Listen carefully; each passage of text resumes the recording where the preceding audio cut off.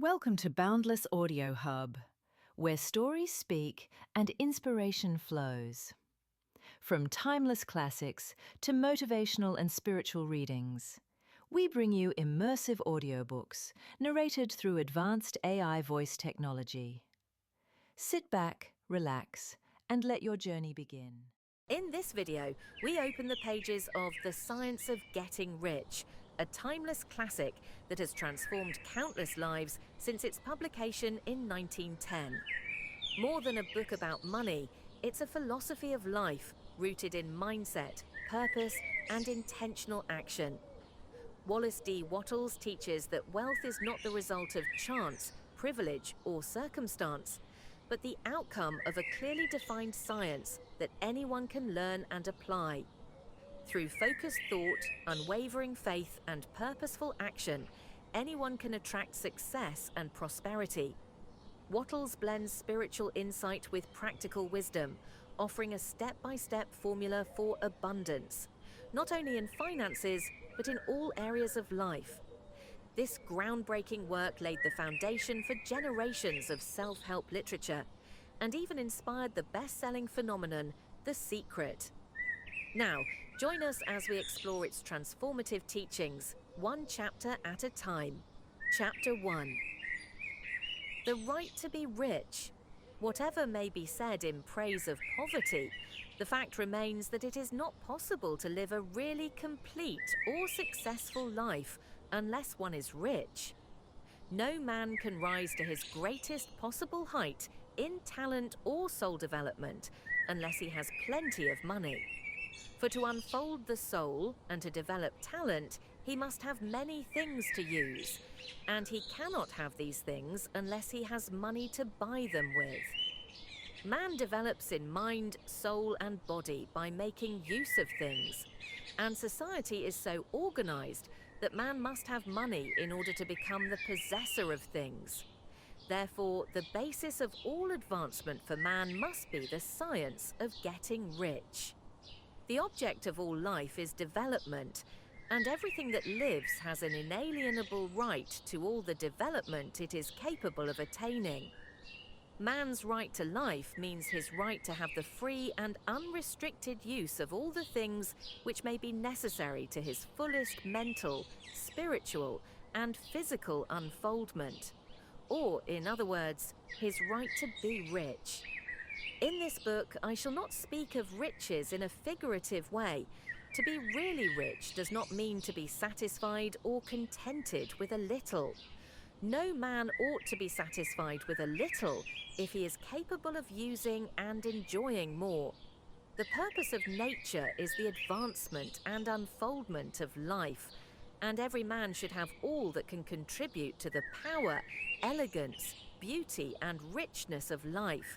To be content with less is sinful.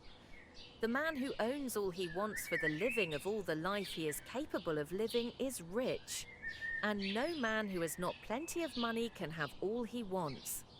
Life has advanced so far and become so complex that even the most ordinary man or woman requires a great amount of wealth in order to live in a manner that even approaches completeness. Every person naturally wants to become all that he is capable of becoming. This desire to realize innate possibilities is inherent in human nature. We cannot help wanting to be all that we can be. Success in life is becoming what you want to be. You can become what you want to be only by making use of things. And you can have the free use of things only as you become rich enough to buy them. To understand the science of getting rich is therefore the most essential of all knowledge. There is nothing wrong in wanting to get rich. The desire for riches is really the desire for a richer, fuller, and more abundant life. And that desire is praiseworthy. The man who does not desire to live more abundantly is abnormal. And so the man who does not desire to have money enough to buy all he wants is abnormal. There are three motives for which we live. We live for the body, we live for the mind, and we live for the soul. No one of these is better or holier than the other. all are alike desirable, and no one of the three, body, mind, or soul, can live fully if either of the others is cut short of full life and expression. It is not right or noble to live only for the soul and deny mind or body, and it is wrong to live for the intellect and deny body and soul.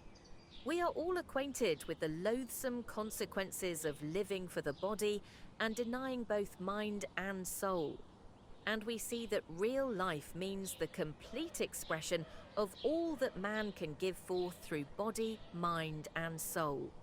Whatever he may say, no man can be really happy or satisfied unless his body is living fully in every function, and unless the same is true of his mind and his soul. Wherever there is unexpressed possibility or function not performed, there is unsatisfied desire. Desire is possibility-seeking expression or function-seeking performance. Man cannot live fully in body without good food, comfortable clothing, and warm shelter, and without freedom from excessive toil. Rest and recreation are also necessary to his physical life. He cannot live fully in mind without books and time to study them, without opportunity for travel and observation, or without intellectual companionship. To live fully in mind, he must have intellectual recreations, and must surround himself with all the objects of art and beauty he is capable of using and appreciating. To live fully in soul, man must have love, and love is denied expression by poverty. Man's highest happiness is found in the bestowal of benefits on those he loves. Love finds its most natural and spontaneous expression in giving. The man who has nothing to give cannot fill his place as a husband or father, as a citizen, or as a man. It is in the use of material things that man finds full life for his body, develops his mind, and unfolds his soul. It is therefore of supreme importance to him that he should be rich. It is perfectly right that you should desire to be rich. If you are a normal man or woman, you cannot help doing so. It is perfectly right that you should give your best attention to the science of getting rich, for it is the noblest and most necessary of all studies. If you neglect this study, you are derelict in your duty to yourself, to God, and to humanity. For you can render God and humanity no greater service than to make the most of yourself. Chapter 2. There is a science of getting rich, there is a science of getting rich, and it is an exact science, like algebra or arithmetic. There are certain laws which govern the process of acquiring riches. Once these laws are learned and obeyed by any man, he will get rich with mathematical certainty. The ownership of money and property comes as a result of doing things in a certain way. Those who do things in this certain way, whether on purpose or accidentally, get rich, while those who do not do things in this certain way, no matter how hard they work or how able they are, remain poor. It is a natural law that like causes always produce like effects, and therefore any man or woman who learns to do things in this certain way will infallibly get rich. That the above statement is true is shown by the following facts. Getting rich is not a matter of environment, for if it were, all the people in certain neighborhoods would become wealthy. The people of one city would all be rich, while those of other towns would all be poor. Or the inhabitants of one state would roll in wealth, while those of an adjoining state would be in poverty. But everywhere we see rich and poor living side by side, in the same environment, and often engaged in the same vocations. When two men are in the same locality and in the same business, and one gets rich while the other remains poor, it shows that getting rich is not primarily a matter of environment. Some environments may be more favourable than others, but when two men in the same business are in the same neighbourhood and one gets rich while the other fails, it indicates that getting rich is the result of doing things in a certain way. And further, the ability to do things in this certain way is not due solely to the possession of talent, For many people who have great talent remain poor, while others who have very little talent get rich. Studying the people who have got rich, we find that they are an average lot in all respects, having no greater talents and abilities than other men.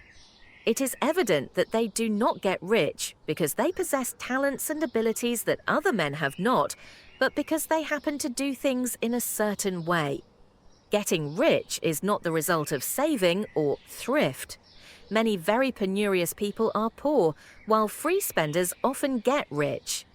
Nor is getting rich due to doing things which others fail to do, for two men in the same business often do almost exactly the same things, and one gets rich while the other remains poor or becomes a bankrupt. From all these things, we must come to the conclusion that getting rich is the result of doing things in a certain way.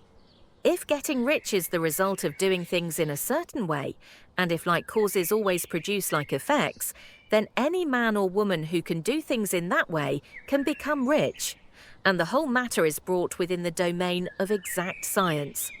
The question arises here whether this certain way may not be so difficult that only a few may follow it.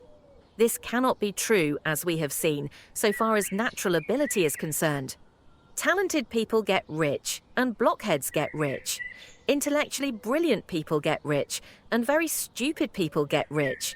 Physically strong people get rich, and weak and sickly people get rich. Some degree of ability to think and understand is, of course, essential. But insofar as natural ability is concerned, any man or woman who has sense enough to read and understand these words can certainly get rich. Also, we have seen that it is not a matter of environment. Location counts for something. One would not go to the heart of the Sahara and expect to do successful business. Getting rich involves the necessity of dealing with men and of being where there are people to deal with. And if these people are inclined to deal in the way you want to deal, so much the better. But that is about as far as environment goes. If anybody else in your town can get rich, so can you. And if anybody else in your state can get rich, so can you.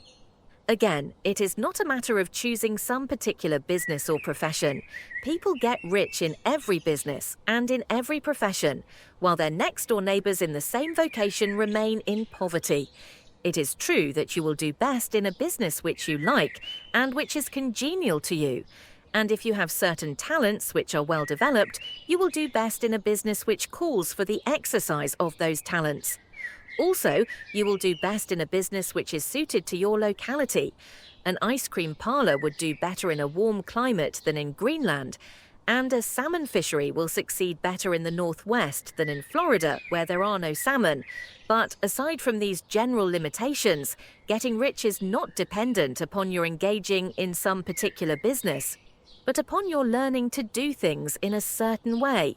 If you are now in business and anybody else in your locality is getting rich in the same business while you are not getting rich, it is because you are not doing things in the same way that the other person is doing them. No one is prevented from getting rich by lack of capital. True, as you get capital, the increase becomes more easy and rapid. But one who has capital is already rich and does not need to consider how to become so. No matter how poor you may be, if you begin to do things in the certain way, you will begin to get rich and you will begin to have capital. The getting of capital is a part of the process of getting rich, and it is a part of the result which invariably follows the doing of things in the certain way. You may be the poorest man on the continent and be deeply in debt. You may have neither friends, influence, nor resources. But if you begin to do things in this way, you must infallibly begin to get rich, for like causes must produce like effects. If you have no capital, you can get capital. If you are in the wrong business, you can get into the right business. If you are in the wrong location, you can go to the right location. And you can do so by beginning in your present business and in your present location to do things in the certain way which causes success. Chapter 3. Is opportunity monopolized?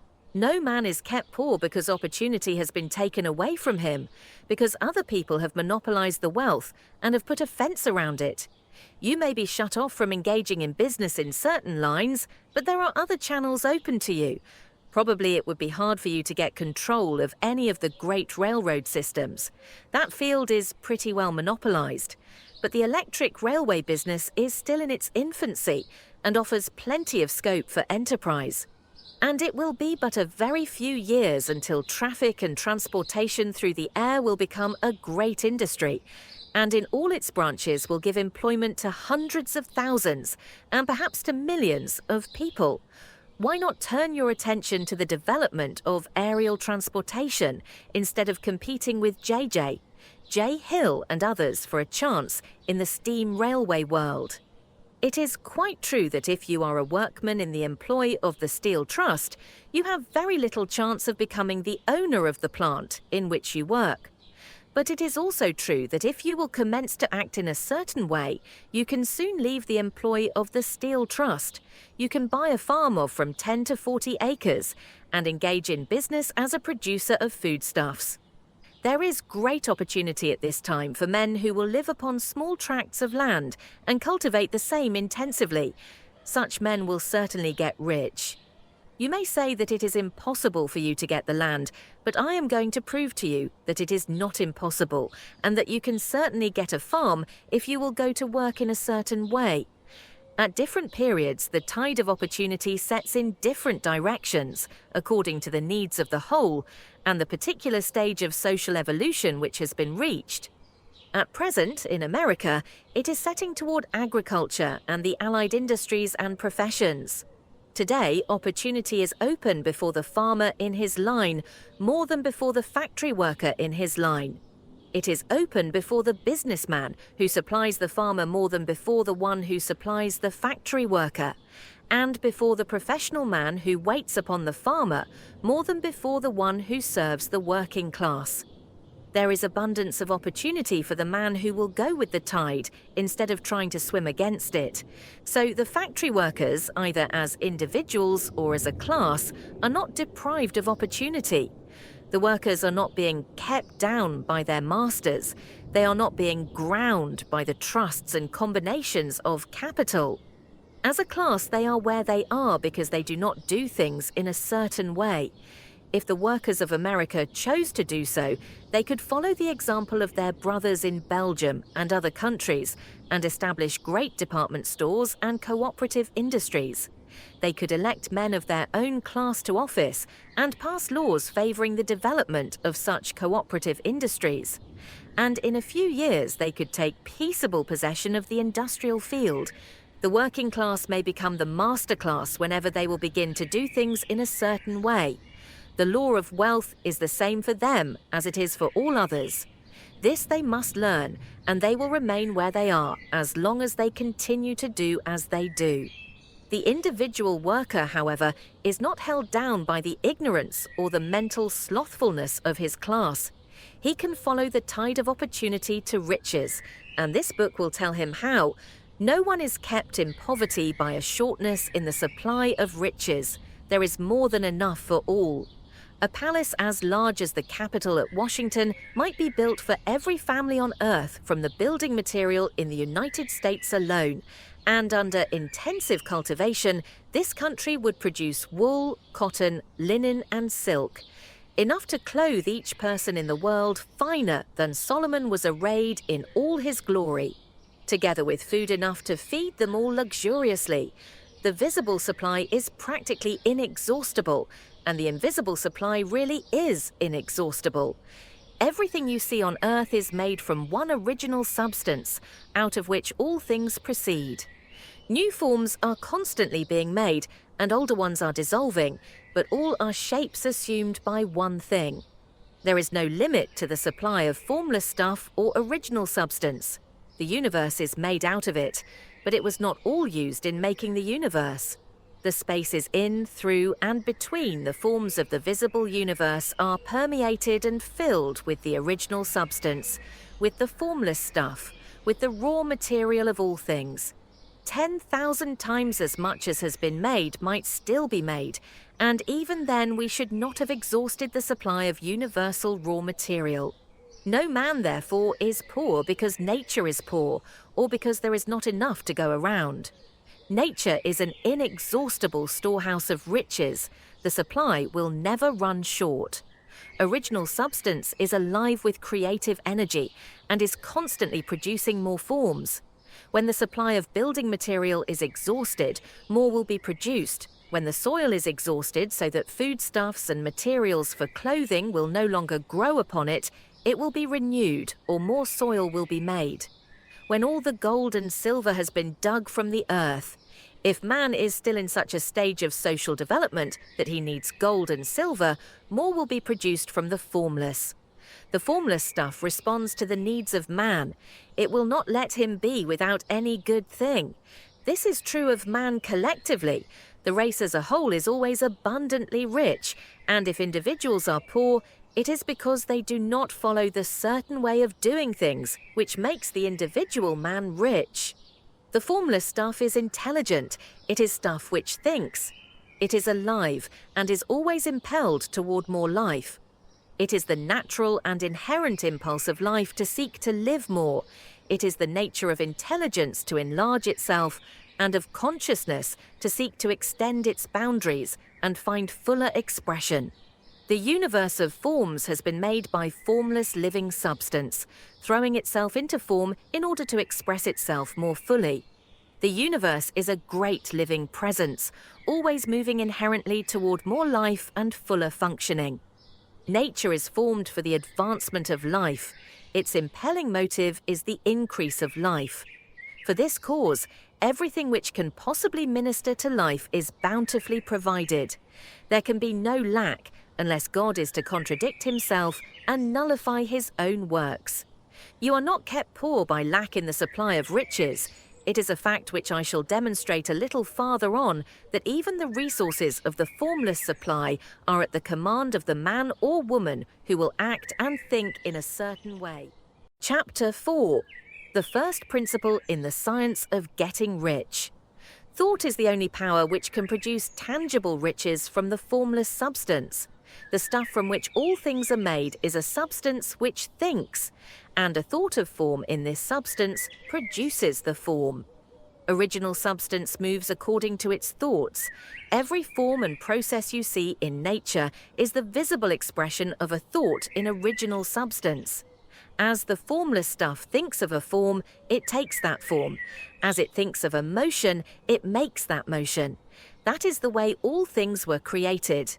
We live in a thought world, which is part of a thought universe. The thought of a moving universe extended throughout formless substance, and the thinking stuff moving according to that thought took the form of systems of planets and maintains that form. Thinking substance takes the form of its thought and moves according to the thought. Holding the idea of a circling system of suns and worlds, it takes the form of these bodies and moves them as it thinks. Thinking the form of a slow-growing oak tree, it moves accordingly and produces the tree, though centuries may be required to do the work. In creating, the formless seems to move according to the lines of motion it has established. The thought of an oak tree does not cause the instant formation of a full-grown tree, but it does start in motion the forces which will produce the tree along established lines of growth.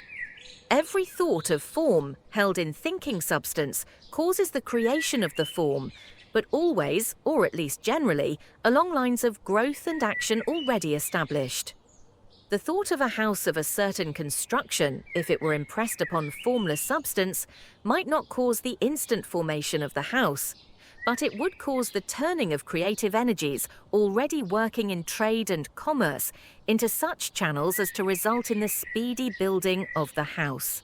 And if there were no existing channels through which the creative energy could work, then the house would be formed directly from primal substance, without waiting for the slow processes of the organic and inorganic world.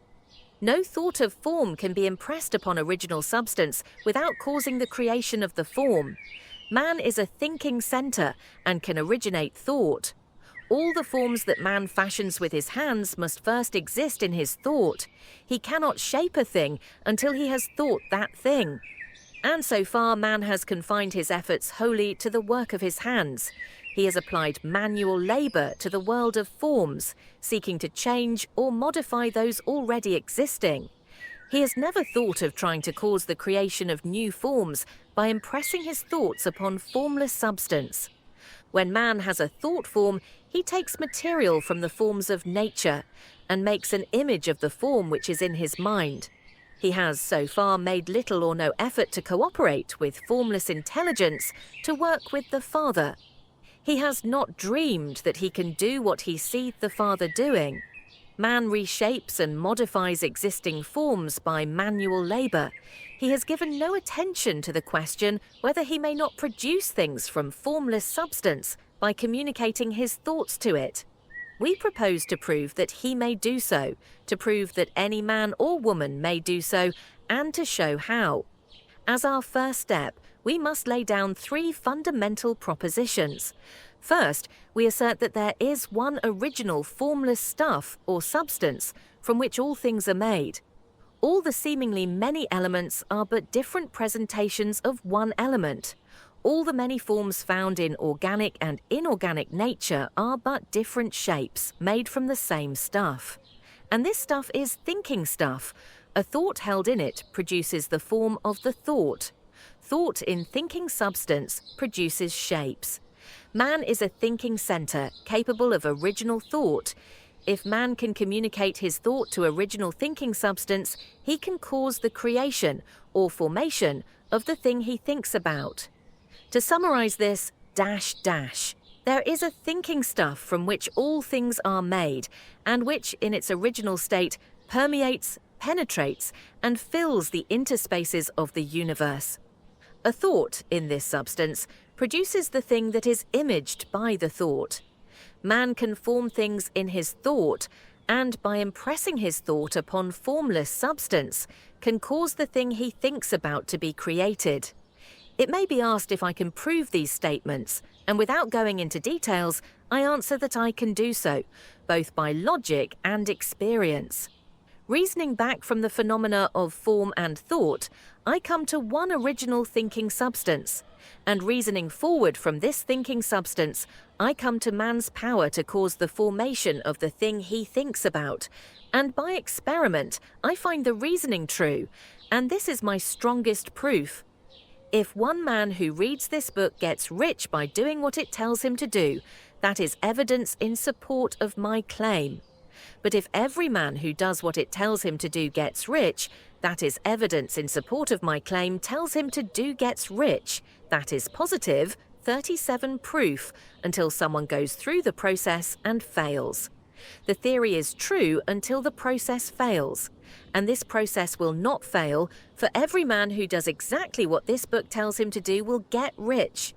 I have said that men get rich by doing things in a certain way, and in order to do so, men must become able to think in a certain way.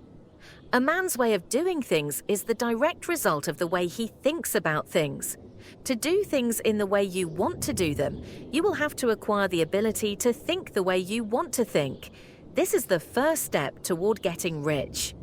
To think what you want to think is to think truth, regardless of appearances. Every man has the natural and inherent power to think what he wants to think, but it requires far more effort to do so than it does to think the thoughts which are suggested by appearances. To think according to appearances is easy.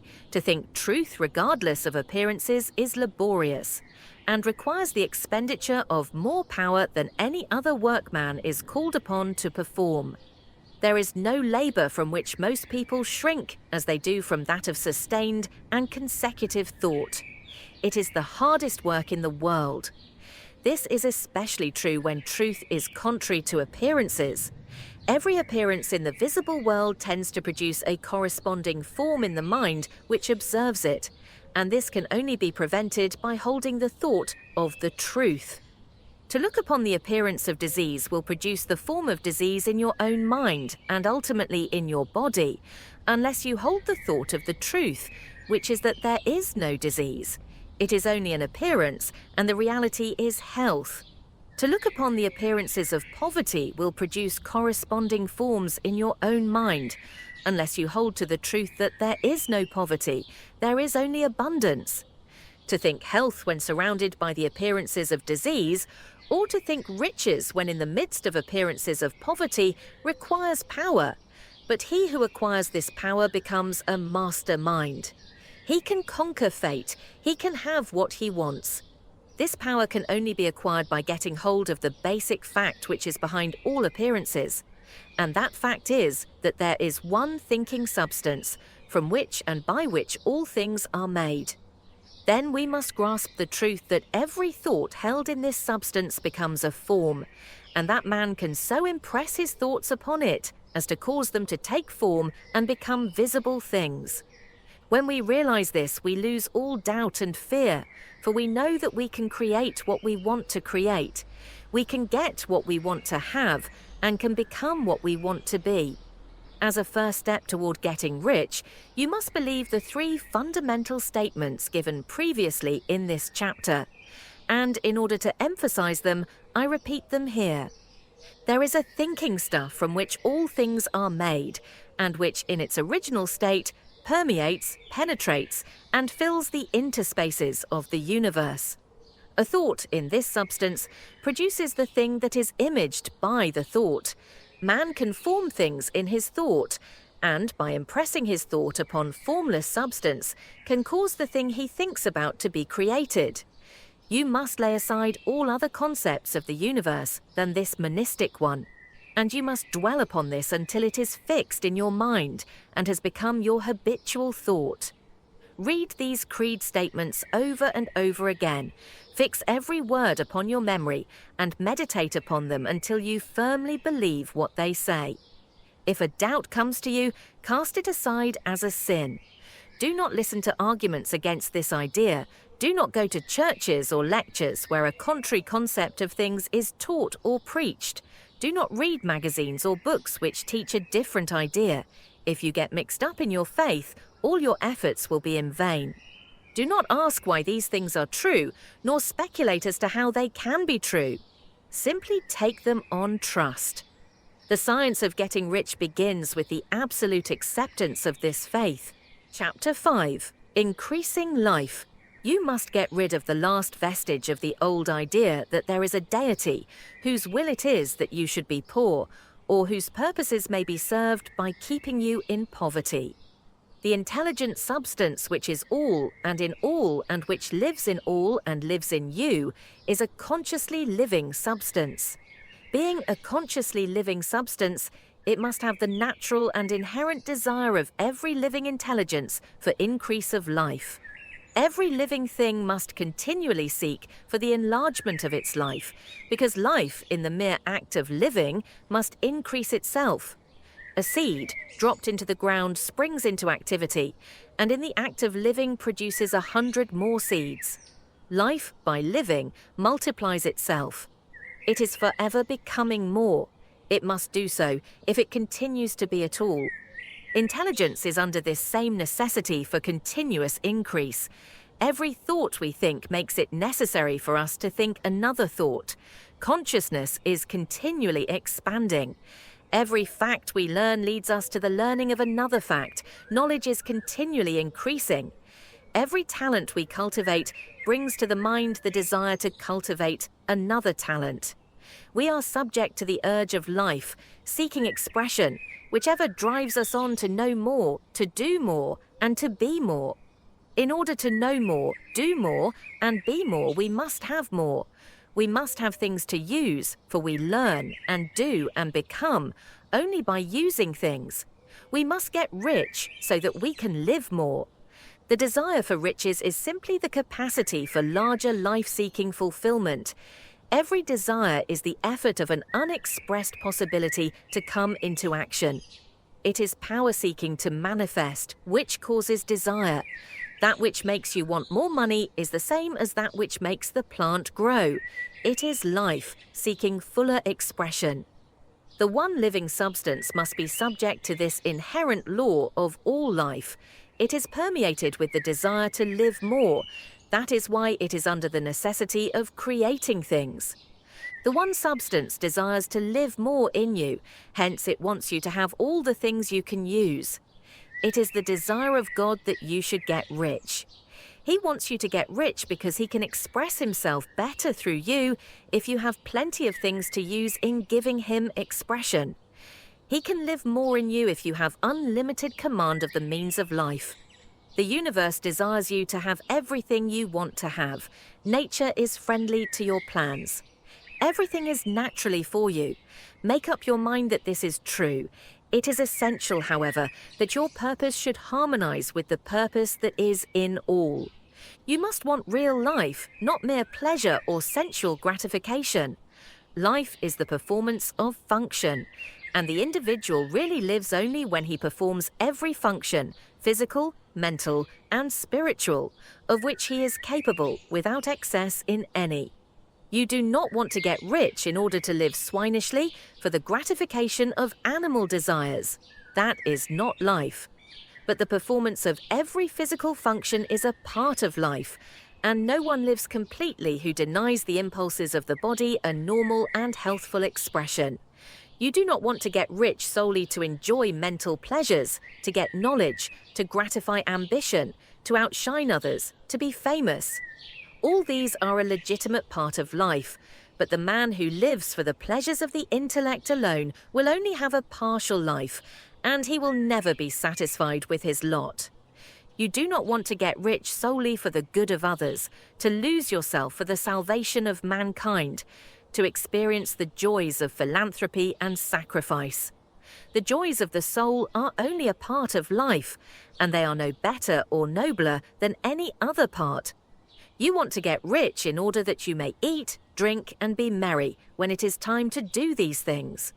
In order that you may surround yourself with beautiful things, see distant lands, feed your mind, and develop your intellect. In order that you may love men and do kind things, and be able to play a good part in helping the world to find truth.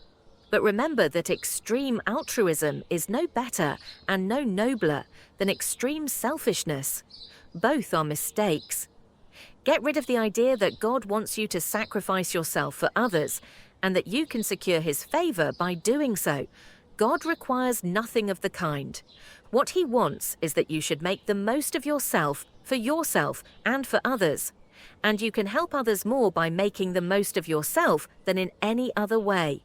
You can make the most of yourself only by getting rich, so it is right and praiseworthy that you should give your first and best thought to the work of acquiring wealth.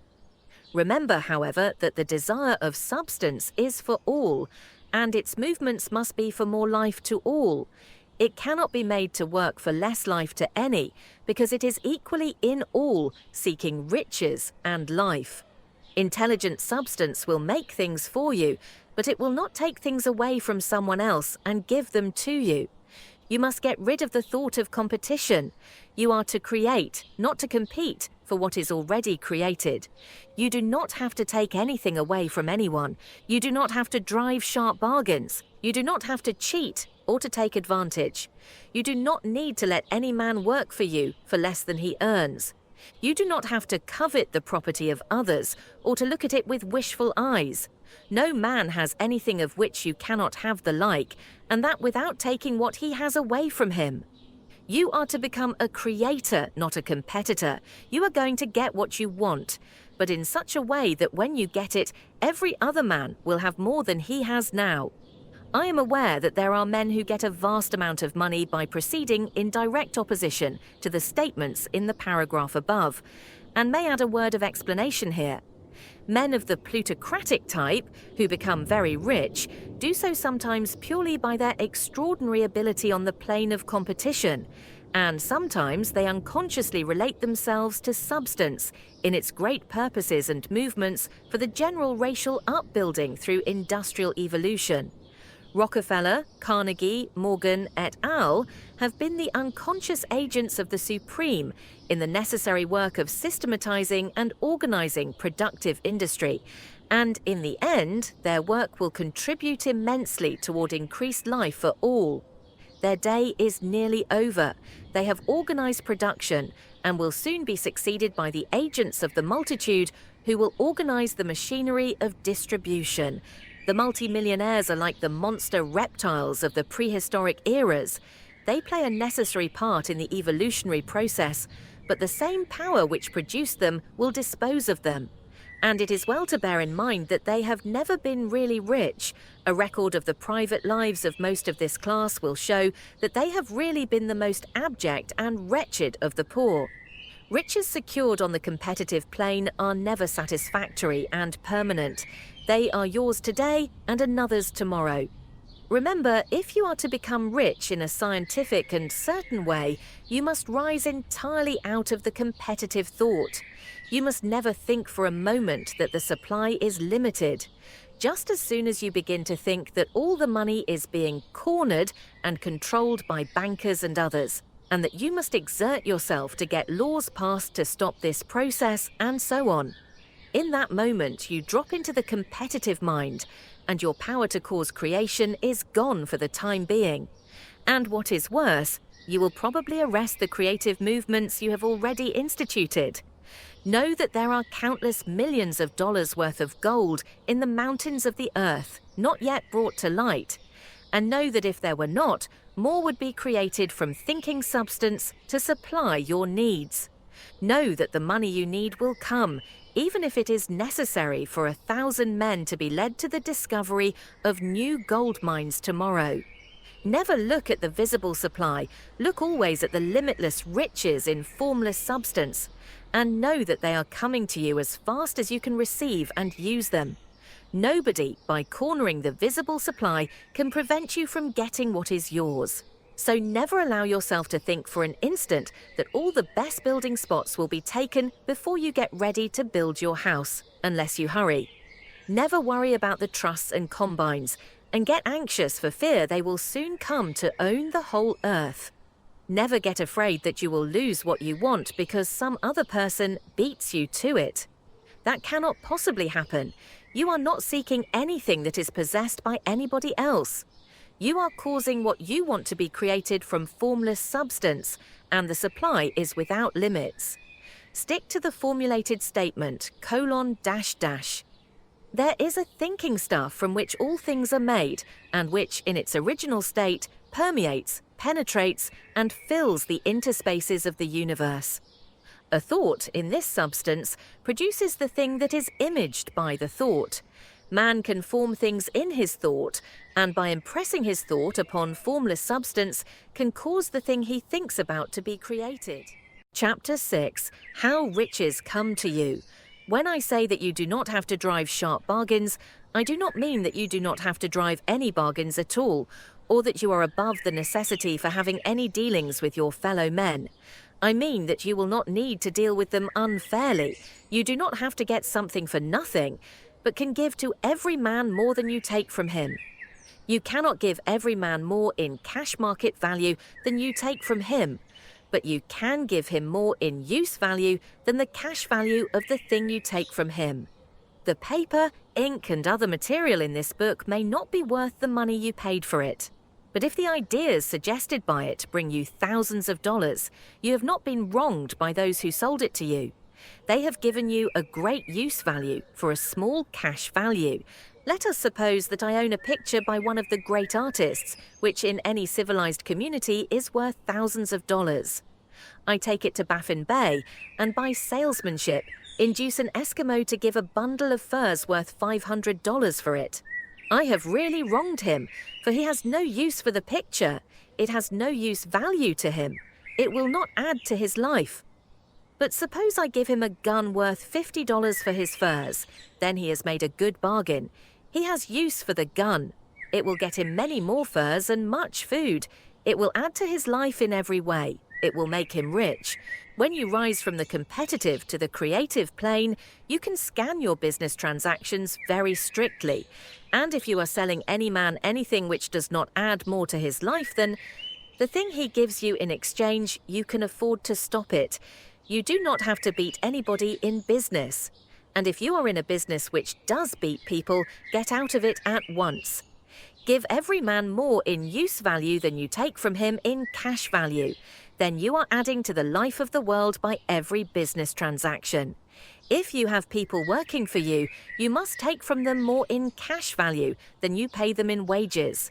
But you can so organize your business that it will be filled with the principle of advancement, and so that each employee who wishes to do so may advance a little every day. You can make your business do for your employees what this book is doing for you. You can so conduct your business that it will be a sort of ladder by which every employee who will take the trouble may climb to riches himself. And given the opportunity, if he will not do so, it is not your fault. And finally, because you are to cause the creation of your riches from formless substance which permeates all your environment, it does not follow that they are to take shape from the atmosphere and come into being before your eyes. If you want a sewing machine, for instance, I do not mean to tell you that you are to impress the thought of a sewing machine on thinking substance until the machine is formed without hands, in the room where you sit or elsewhere. But if you want a sewing machine, hold the mental image of it with the most positive certainty that it is being made or is on its way to you. After once forming the thought, have the most absolute and unquestioning faith that the sewing machine is coming. Never think of it or speak of it in any other way than as being sure to arrive. Claim it as already yours. It will be brought to you by the power of the supreme intelligence, acting upon the minds of men. If you live in Maine, it may be that a man will be brought from Texas or Japan to engage in some transaction which will result in your getting what you want. If so, the whole matter will be as much to that man's advantage as it is to yours. Do not forget for a moment that the thinking substance is through all, in all, communicating with all, and can influence all.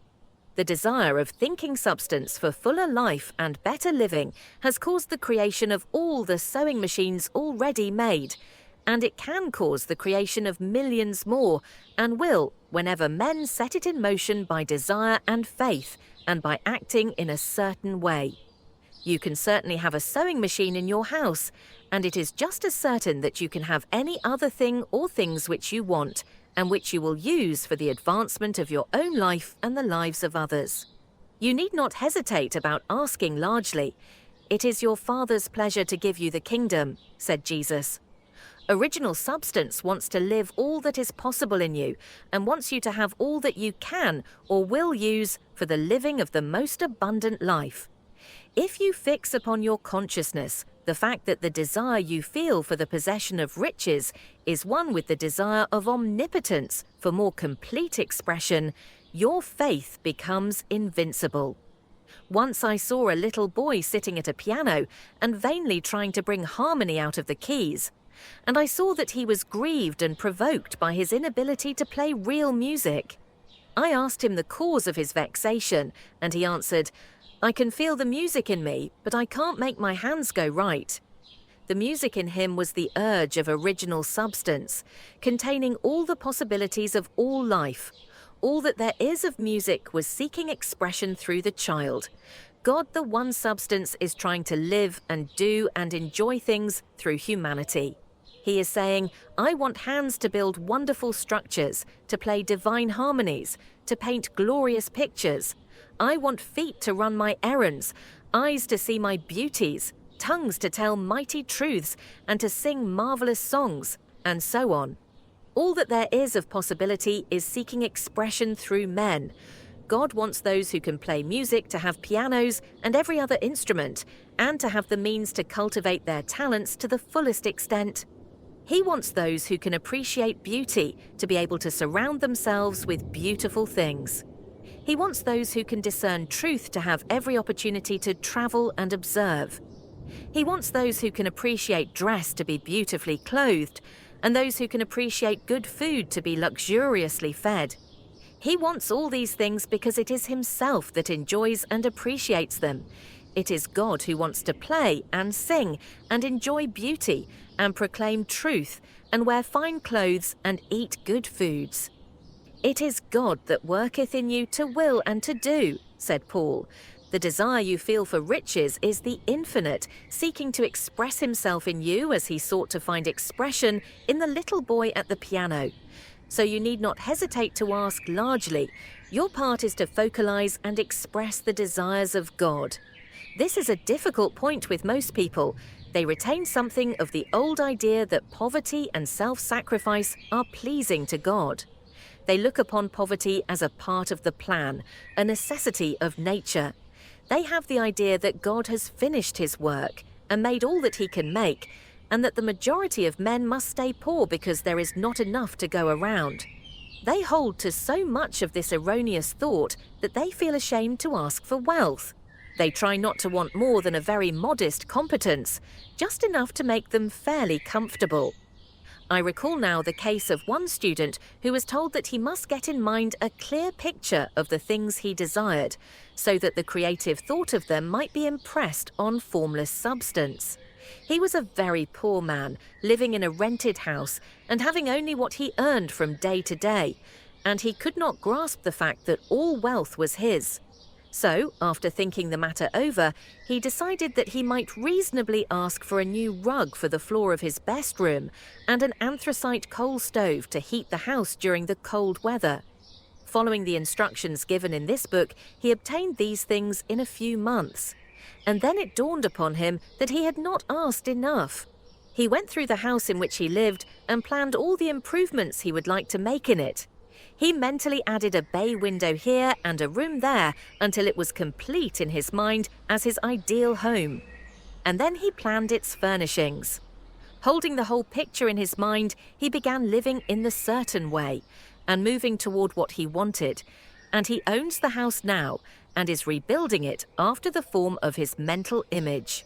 And now, with still larger faith, he is going on to get greater things. It has been unto him according to his faith, and it is so with you and with all of us. Chapter 7. Gratitude. The illustrations given in the last chapter will have conveyed to the reader the fact that the first step toward getting rich is to convey the idea of your wants to the formless substance. This is true, and you will see that in order to do so, it becomes necessary to relate yourself to the formless intelligence in a harmonious way. To secure this harmonious relation is a matter of such primary and vital importance that I shall give some space to its discussion here, and give you instructions which, if you will follow them, will be certain to bring you into perfect unity of mind with God. The whole process of mental adjustment and atonement can be summed up in one word: gratitude. First, you believe that there is one intelligent substance from which all things proceed. Second, you believe that this substance gives you everything you desire. And third, you relate yourself to it by a feeling of deep and profound gratitude. Many people who order their lives rightly in all other ways are kept in poverty by their lack of gratitude. Having received one gift from God, they cut the wires which connect them with Him by failing to make acknowledgement. It is easy to understand that the nearer we live to the source of wealth, the more wealth we shall receive. And it is easy also to understand that the soul that is always grateful lives in closer touch with God than the one which never looks to Him in thankful acknowledgement. The more gratefully we fix our minds on the Supreme when good things come to us, the more good things we will receive, and the more rapidly they will come. And the reason simply is that the mental attitude of gratitude draws the mind into closer touch with the source from which the blessings come. If it is a new thought to you that gratitude brings your whole mind into closer harmony with the creative energies of the universe, consider it well, and you will see that it is true. The good things you already have come to you along the line of obedience to certain laws. Gratitude will lead your mind out along the ways by which things come, and it will keep you in close harmony with creative thought and prevent you from falling into competitive thought. Gratitude alone can keep you looking toward the all and prevent you from falling into the error of thinking of the supply as limited, and to do that would be fatal to your hopes. There is a law of gratitude, and it is absolutely necessary that you should observe the law if you are to get the results you seek. The law of gratitude is the natural principle that action and reaction are always equal and in opposite directions. The grateful outreaching of your mind in thankful praise to the Supreme is a liberation or expenditure of force. It cannot fail to reach that to which it is addressed, and the reaction is an instantaneous movement toward you. Draw nigh unto God, and He will draw nigh unto you. That is a statement of psychological truth. And if your gratitude is strong and constant, the reaction in formless substance will be strong and continuous. The movement of the things you want will be always toward you. Notice the grateful attitude that Jesus took, how He always seems to be saying, "I thank Thee, Father, that Thou hearest me." You cannot exercise much power without gratitude, for it is gratitude that keeps you connected with power. But the value of gratitude does not consist solely in getting you more blessings in the future. Without gratitude, you cannot long keep from dissatisfied thought regarding things as they are. The moment you permit your mind to dwell with dissatisfaction upon things as they are, you begin to lose ground. You fix attention upon the common, the ordinary, the poor, and the squalid and mean. And your mind takes the form of these things. Then you will transmit these forms or mental images to the formless. And the common, the poor, the squalid and mean will come to you. To permit your mind to dwell upon the inferior is to become inferior and to surround yourself with inferior things. On the other hand, to fix your attention on the best is to surround yourself with the best and to become the best. The creative power within us makes us into the image of that to which we give our attention. We are thinking substance, and thinking substance always takes the form of that which it thinks about. The grateful mind is constantly fixed upon the best. Therefore, it tends to become the best. It takes the form or character of the best and will receive the best. Also, faith is born of gratitude. The grateful mind continually expects good things, and expectation becomes faith. The reaction of gratitude upon one's own mind produces faith, and every outgoing wave of grateful thanksgiving increases faith. He who has no feeling of gratitude cannot long retain a living faith. And without a living faith, you cannot get rich by the creative method, as we shall see in the following chapters. It is necessary, then, to cultivate the habit of being grateful for every good thing that comes to you, and to give thanks continuously. And because all things have contributed to your advancement, you should include all things in your gratitude. Do not waste time thinking or talking about the shortcomings or wrong actions of plutocrats or trust magnates. Their organization of the world has made your opportunity. All you get really comes to you because of them. Do not rage against corrupt politicians. If it were not for politicians, we should fall into anarchy, and your opportunity would be greatly lessened. God has worked a long time and very patiently to bring us up to where we are in industry and government, and He is going right on with His work. There is not the least doubt that He will do away with plutocrats, trust magnates, captains of industry, and politicians as soon as they can be spared. But in the meantime, behold, they are all very good. Remember that they are all helping 70 to arrange the lines of transmission along which your riches will come to you, and be grateful to them all. This will bring you into harmonious relations with the good in everything, and the good in everything will move toward you. Chapter 8. Thinking in the Certain Way.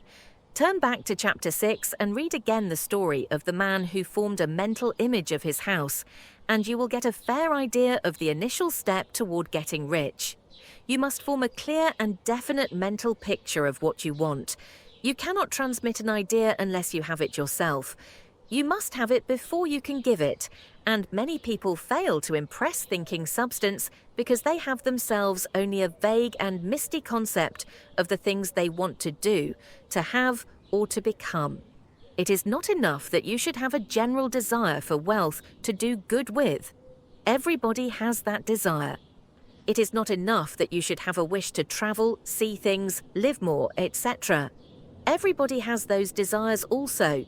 If you were going to send a wireless message to a friend, you would not send the letters of the alphabet in their order and let him construct the message for himself. Nor would you take words at random from the dictionary. You would send a coherent sentence, one which meant something. When you try to impress your wants upon substance, remember that it must be done by a coherent statement. You must know what you want and be definite. You can never get rich or start the creative power into action by sending out unformed longings and vague desires. Go over your desires just as the man I have described went over his house. See just what you want and get a clear mental picture of it as you wish it to look when you get it. That clear mental picture you must have continually in mind, as the sailor has in mind the port toward which he is sailing the ship. You must keep your face toward it all the time. You must no more lose sight of it than the steersman loses sight of the compass. It is not necessary to take exercises in concentration, nor to set apart special times for prayer and affirmation, nor to go into the silence, nor to do occult stunts of any kind. These things are well enough, but all you need is to know what you want and to want it badly enough so that it will stay in your thoughts. Spend as much of your leisure time as you can in contemplating your picture, but no one needs to take exercises to concentrate his mind on a thing which he really wants. It is the things you do not really care about which require effort to fix your attention upon them, and unless you really want to get rich, so that the desire is strong enough to hold your thoughts directed to the purpose, as the magnetic pole holds the needle of the compass, it will hardly be worthwhile for you to try to carry out the instructions given in this book. The methods herein set forth are for people whose desire for riches is strong enough to overcome mental laziness and the love of ease and make them work. The more clear and definite you make your picture then, and the more you dwell upon it, bringing out all its delightful details, the stronger your desire will be. And the stronger your desire, the easier it will be to hold your mind fixed upon the picture of what you want. Something more is necessary, however, than merely to see the picture clearly. If that is all you do, you are only a dreamer and will have little or no power for accomplishment. Behind your clear vision must be the purpose to realize it, to bring it out in tangible expression. And behind this purpose must be an invincible and unwavering faith that the thing is already yours, that it is at hand, and you have only to take possession of it. Live in the new house mentally until it takes form around you physically. In the mental realm, enter at once into full enjoyment of the things you want. Whatsoever things ye ask for when ye pray, believe that ye receive them, and ye shall have them, said Jesus. See the things you want as if they were actually around you all the time. See yourself as owning and using them. Make use of them in imagination just as you will use them when they are your tangible possessions. Dwell upon your mental picture until it is clear and distinct, and then take the mental attitude of ownership toward everything in that picture. Take possession of it in mind, in the full faith that it is actually yours. Hold to this mental ownership. Do not waver for an instant in the faith that it is real. And remember what was said in a preceding chapter about gratitude. Be as thankful for it all the time as you expect to be when it has taken form. The man who can sincerely thank God for the things which as yet he owns only in imagination has real faith. He will get rich. He will cause the creation of whatsoever he wants. You do not need to pray repeatedly for the things you want. It is not necessary to tell God about it every day. Use not vain repetitions as the heathen do, said Jesus to his pupils, for your Father knoweth that ye have need of these things before ye ask him.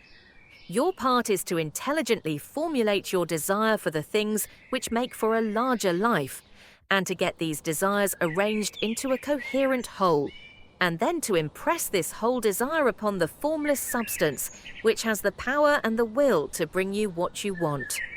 You do not make this impression by repeating strings of words. You make it by holding the vision with unshakable purpose to attain it, and with steadfast faith that you do attain it. The answer to prayer is not according to your faith while you are talking, but according to your faith while you are working. You cannot impress the mind of God by having a special Sabbath day set apart to tell him what you want, and then forgetting him during the rest of the week. You cannot impress him by having special hours to go into your closet and pray, if you then dismiss the matter from your mind until the hour of prayer comes again. Oral prayer is well enough and has its effect, especially upon yourself, in clarifying your vision and strengthening your faith. But it is not your oral petitions which get you what you want. In order to get rich, you do not need a sweet hour of prayer. You need to pray without ceasing.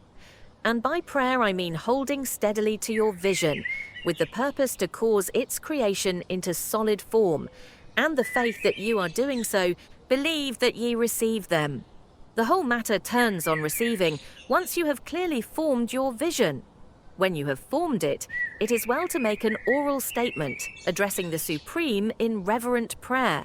And from that moment you must, in mind, receive what you ask for.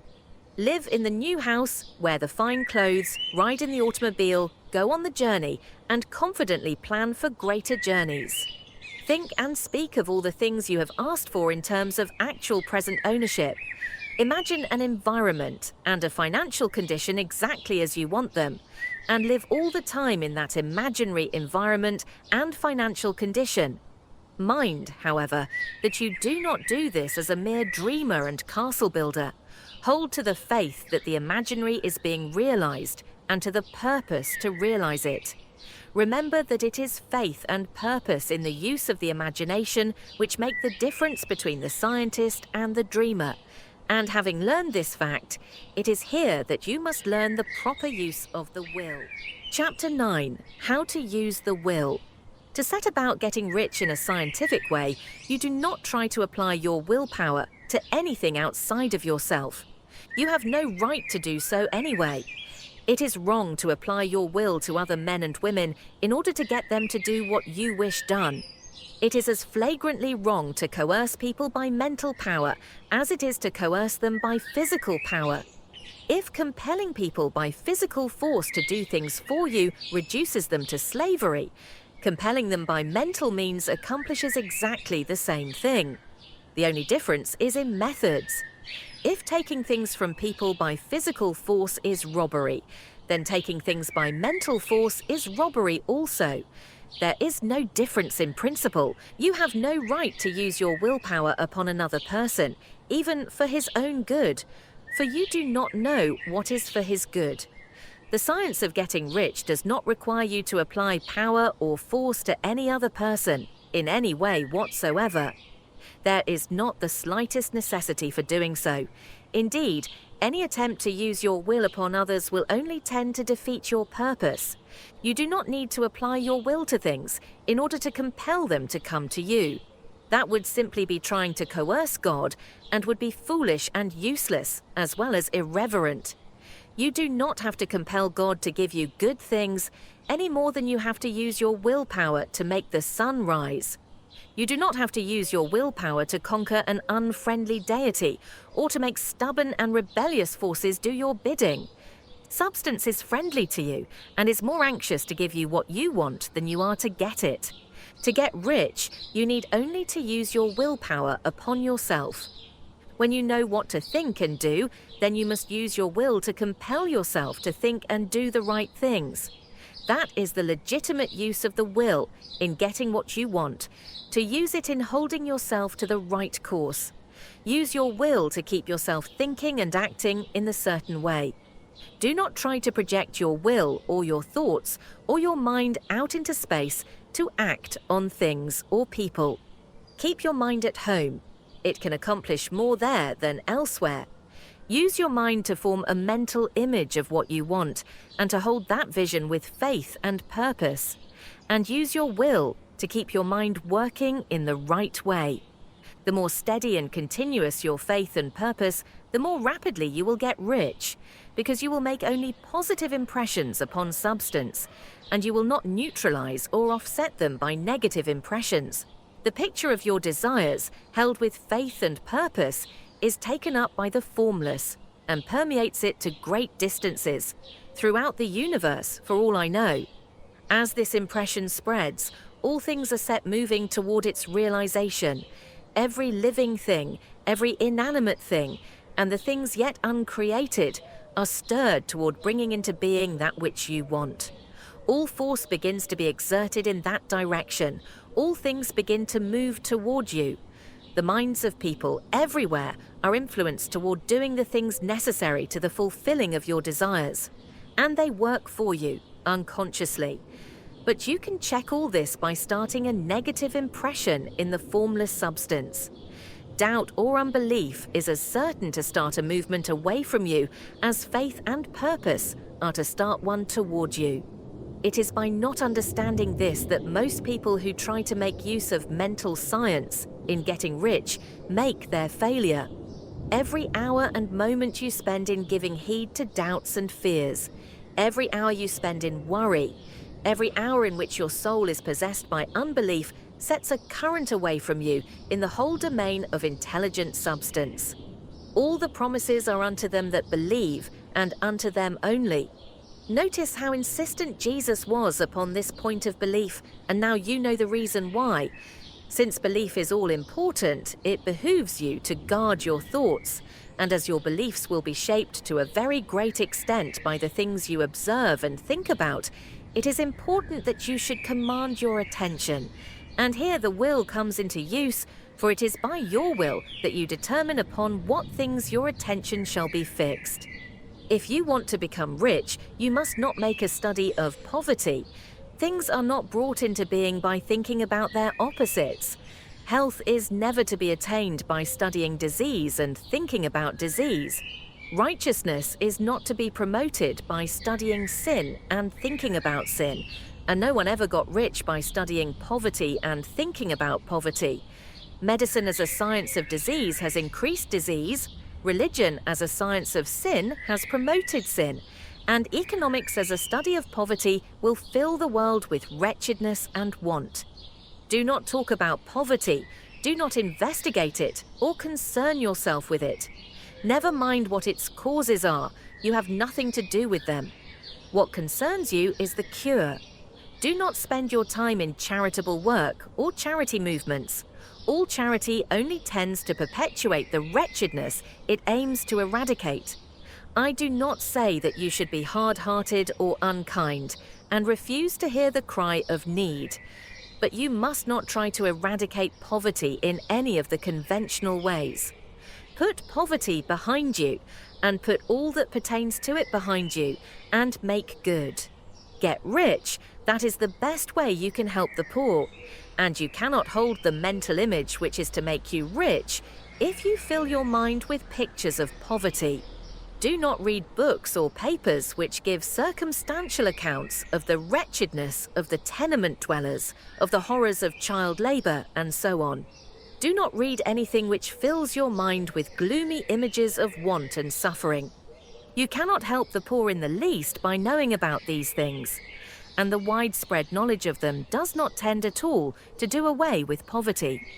What tends to do away with poverty is not the getting of pictures of poverty into your mind, but getting pictures of wealth into the minds of the poor. You are not deserting the poor in their misery when you refuse to allow your mind to be filled with pictures of that misery. Poverty can be done away with not by increasing the number of well-to-do people who think about poverty, but by increasing the number of poor people who propose with faith to get rich. The poor do not need charity, they need inspiration. Charity only sends them a loaf of bread to keep them alive in their wretchedness, or gives them an entertainment to make them forget for an hour or two, but inspiration will cause them to rise out of their misery. If you want to help the poor, demonstrate to them that they can become rich, prove it by getting rich yourself. The only way in which poverty will ever be banished from this world is by getting a large and constantly increasing number of people to practice the teachings of this book. People must be taught to become rich by creation, not by competition. Every man who becomes rich by competition throws down behind him the ladder by which he rises and keeps others down. But every man who gets rich by creation opens a way for thousands to follow him and inspires them to do so. You are not showing hardness of heart or an unfeeling disposition when you refuse to pity poverty, see poverty, read about poverty, or think or talk about it, or to listen to those who do talk about it.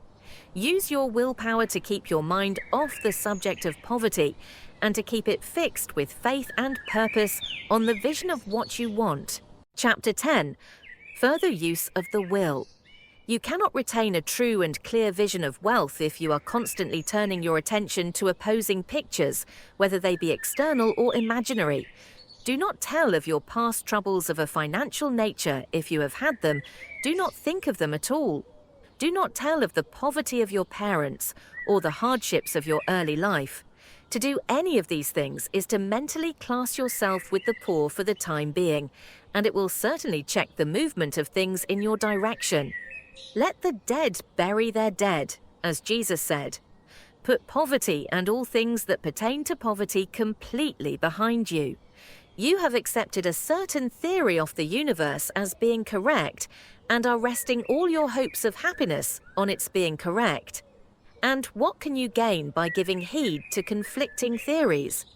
Do not read religious books which tell you that the world is soon coming to an end, and do not read the writings of muckrakers and pessimistic philosophers who tell you that it is going to the devil. The world is not going to the devil, it is going to God. It is a wonderful becoming.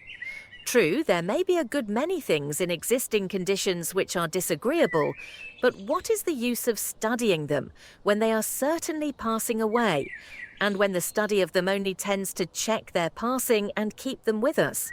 Why give time and attention to things which are being removed by evolutionary growth when you can hasten their removal only by promoting the evolutionary growth as far as your part of it goes, no matter how horrible in seeming may be the conditions in certain countries, sections, or places? You waste your time and destroy your own chances by considering them. You should interest yourself in the world's becoming rich. Think of the riches the world is coming into, instead of the poverty it is growing out of. And bear in mind that the only way in which you can assist the world in growing rich is by growing rich yourself through the creative method, not the competitive one. Give your attention wholly to riches, ignore poverty. Whenever you think or speak of those who are poor, think and speak of them as those who are becoming rich, as those who are to be congratulated rather than pitied. Then they and others will catch the inspiration and begin to search for the way out. Because I say that you are to give your whole time and mind and thought to riches, it does not follow that you are to be sordid or mean. To become really rich is the noblest aim you can have in life, for it includes everything else. On the competitive plane, the struggle to get rich is a godless scramble for power over other men. But when we come into the creative mind, all this is changed. All that is possible in the way of greatness and soul unfoldment, of service and lofty endeavour, comes by way of getting rich. All is made possible by the use of things. If you lack for physical health, you will find that the attainment of it is conditional on your getting rich. Only those who are emancipated from financial worry and who have the means to live a carefree existence and follow hygienic practices can have and retain health. Moral and spiritual greatness is possible only to those who are above the competitive battle for existence. And only those who are becoming rich on the plane of creative thought are free from the degrading influences of competition. If your heart is set on domestic happiness, remember that love flourishes best where there is refinement, a high level of thought, and freedom from corrupting influences. And these are to be found only where riches are attained by the exercise of creative thought, without strife or rivalry. You can aim at nothing so great or noble, I repeat, as to become rich. And you must fix your attention upon your mental picture of riches, to the exclusion of all that may tend to dim or obscure the vision. You must learn to see the underlying truth in all things. You must see beneath all seemingly wrong conditions the great one life ever moving forward toward fuller expression and more complete happiness. It is the truth that there is no such thing as poverty, that there is only wealth. Some people remain in poverty because they are ignorant of the fact that there is wealth for them, and these can best be taught by showing them the way to affluence in your own person and practice.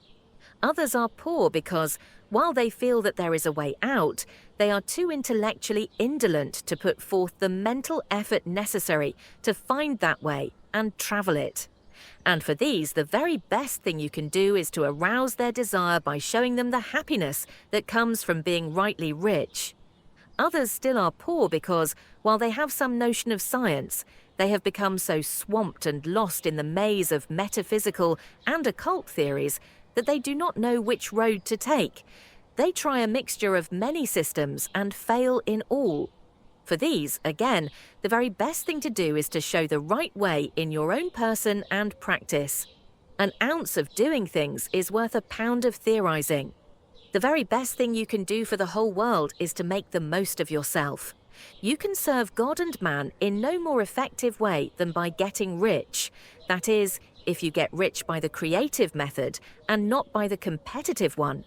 Another thing, we assert that this book gives in detail the principles of the science of getting rich, and if that is true, you do not need to read any other book upon the subject.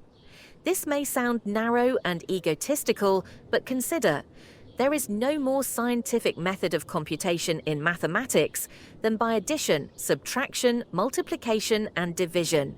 No other method is possible. There can be but one shortest distance between 2 points. There is only one way to think scientifically, and that is to think in the way that leads by the most direct and simple route to the set goal. No man has yet formulated a briefer or less complex system than the one set forth herein. It has been stripped of all non-essentials. When you commence on this, lay all others aside. Put them out of your mind altogether. Read this book every day, keep it with you, commit it to memory, and do not think about other systems and theories. If you do, you will begin to have doubts and to be uncertain and wavering in your thought, and then you will begin to make failures. After you have made good and become rich, you may study other systems as much as you please.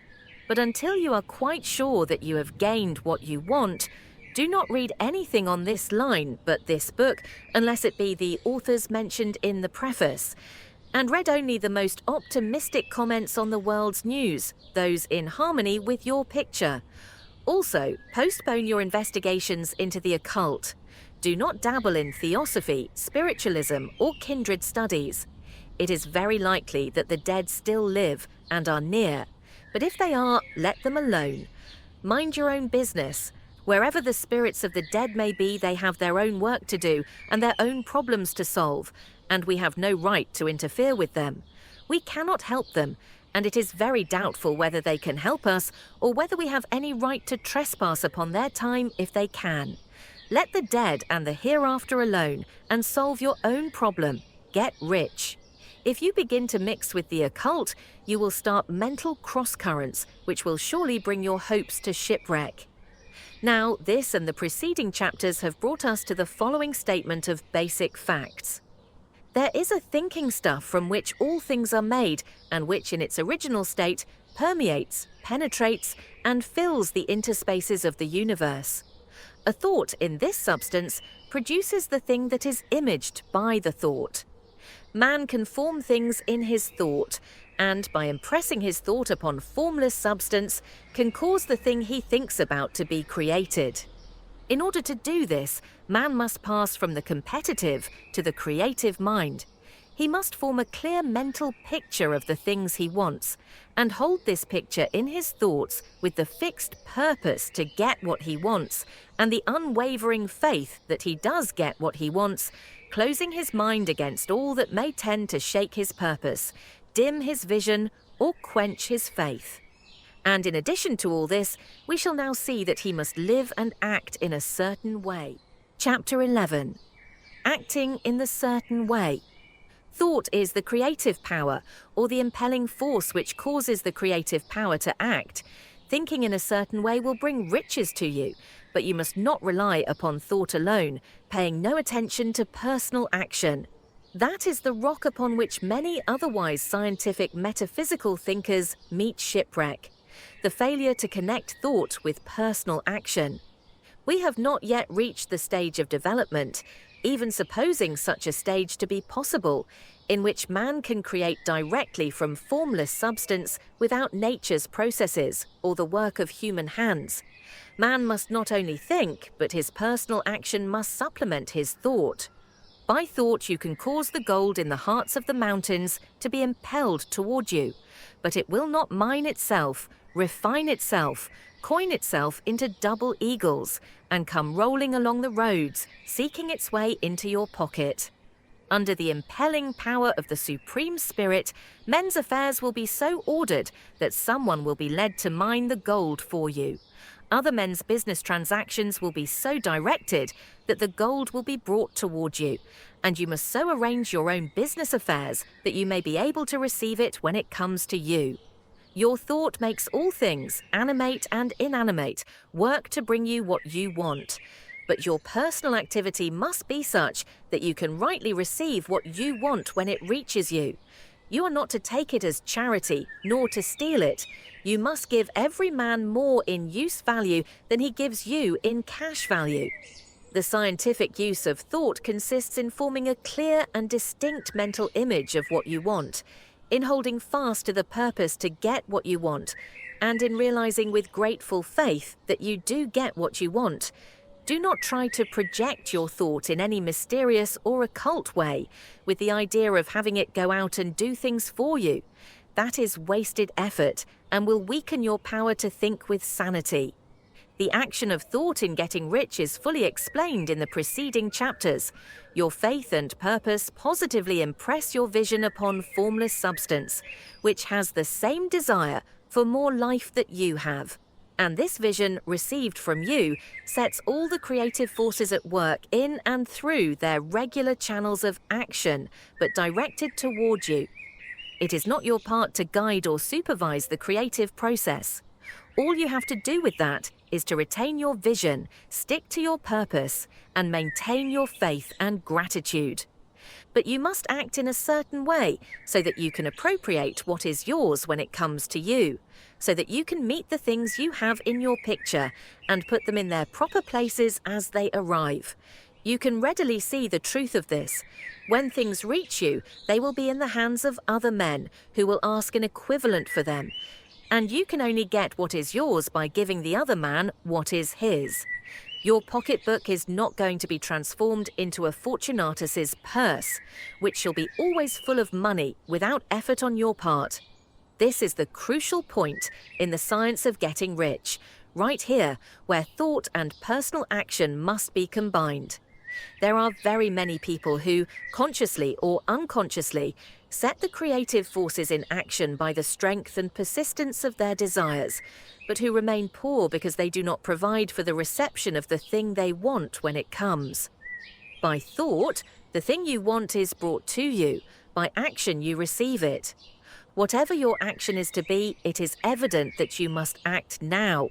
You cannot act in the past, and it is essential to the clearness of your mental vision that you dismiss the past from your mind. You cannot act in the future, for the future is not here yet, and you cannot tell how you will want to act in any future contingency until that contingency has arrived. Because you are not in the right business or the right environment now, do not think that you must postpone action until you get into the right business or environment. And do not spend time in the present taking thought as to the best course in possible future emergencies. Have faith in your ability to meet any emergency when it arrives. If you act in the present with your mind on the future, your present action will be with a divided mind and will not be effective. Put your whole mind into present action. Do not give your creative impulse to original substance and then sit down and wait for results. If you do, you will never get them. Act now. There is never any time but now, and there never will be any time but now. If you are ever to begin to make ready for the reception of what you want, you must begin now. And your action, whatever it is, must most likely be in your present business or employment, and must be upon the persons and things in your present environment. You cannot act where you are not. You cannot act where you have been, and you cannot act where you are going to be. You can act only where you are. Do not bother as to whether yesterday's work was well done or ill done. Do today's work well. Do not try to do tomorrow's work now.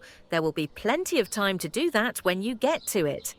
Do not try by occult or mystical means to act on people or things that are out of your reach. Do not wait for a change of environment before you act. Get a change of environment by action. You can so act upon the environment in which you are now as to cause yourself to be transferred to a better environment. Hold with faith and purpose the vision of yourself in the better environment, but act upon your present environment with all your heart and with all your strength and with all your mind.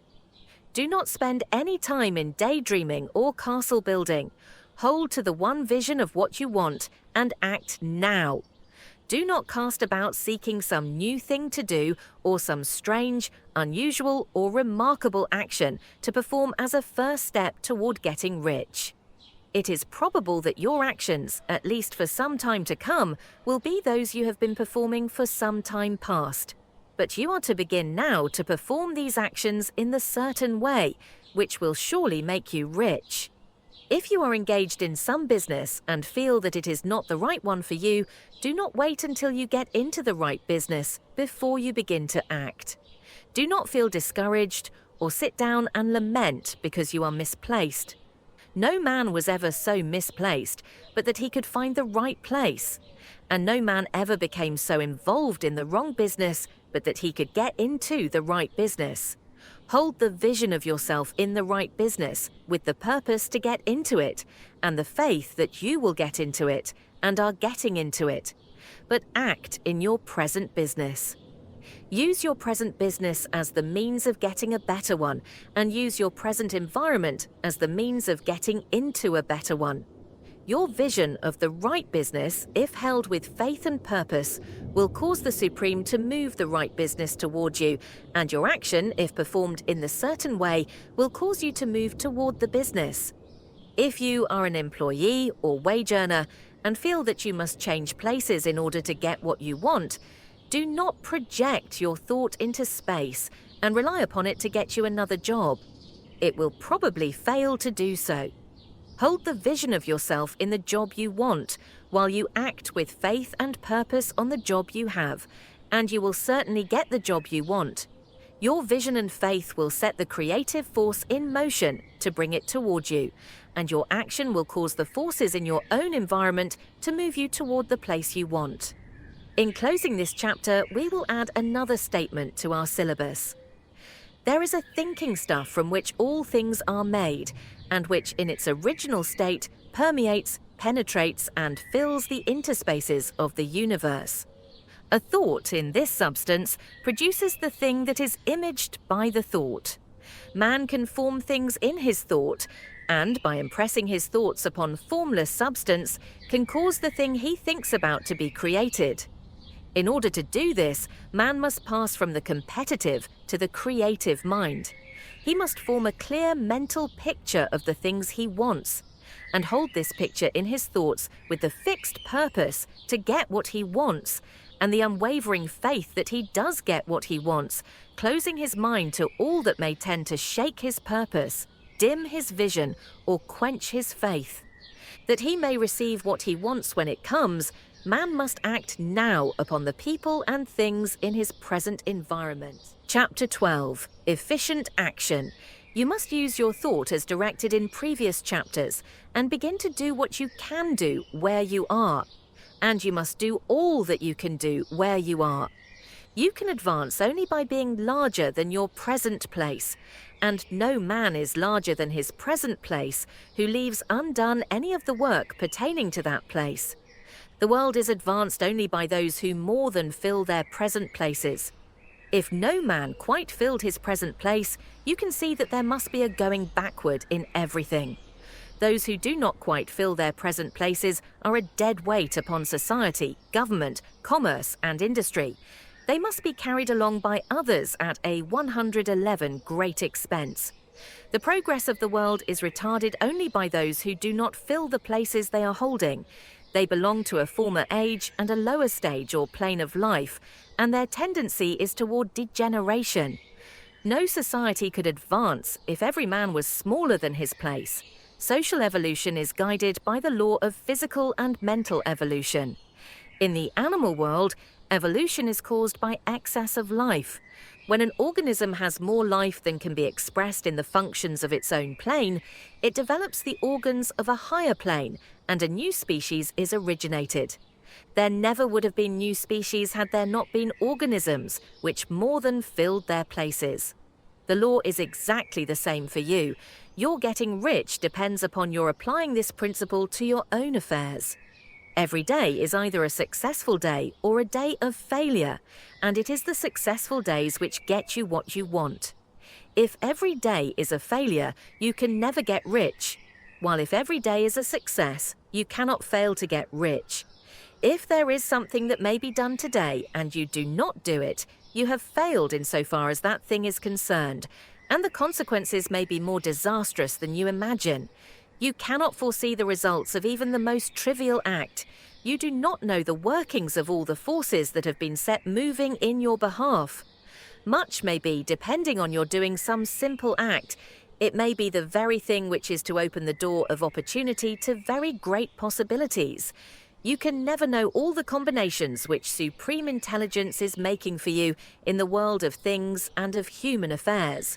Your neglect or failure to do some small thing may cause a long delay in getting what you want. Do every day all that can be done that day. There is, however, a limitation or qualification of the above that you must take into account. You are not to overwork, nor to rush blindly into your business in the effort to do the greatest possible number of things in the shortest possible time. You are not to try to do tomorrow's work today, nor to do a week's work in a day. It is really not the number of things you do, but the efficiency of each separate action that counts. Every act is, in itself, either a success or a failure. Every act is, in itself, either effective or inefficient. Every inefficient act is a failure, and if you spend your life in doing inefficient acts, your whole life will be a failure. The more things you do, the worse for you, if all your acts are inefficient ones. On the other hand, every efficient act is a success in itself, and if every act of your life is an efficient one, your whole life must be a success. The cause of failure is doing too many things in an inefficient manner, and not doing enough things in an efficient manner. You will see that it is a self-evident proposition that if you do not do any inefficient acts, and if you do a sufficient number of efficient acts, you will become rich. If now it is possible for you to make each act an efficient one, you see again that the getting of riches is reduced to an exact science, like mathematics. The matter turns then on the question whether you can make each separate act a success in itself. And this you can certainly do. You can make each act a success because all power is working with you, and all power cannot fail. Power is at your service, and to make each act efficient, you have only to put power into it. Every action is either strong or weak, and when everyone is strong, you are acting in the certain way which will make you rich. Every act can be made strong and efficient by holding your vision while you are doing it, and putting the whole power of your faith and purpose into it.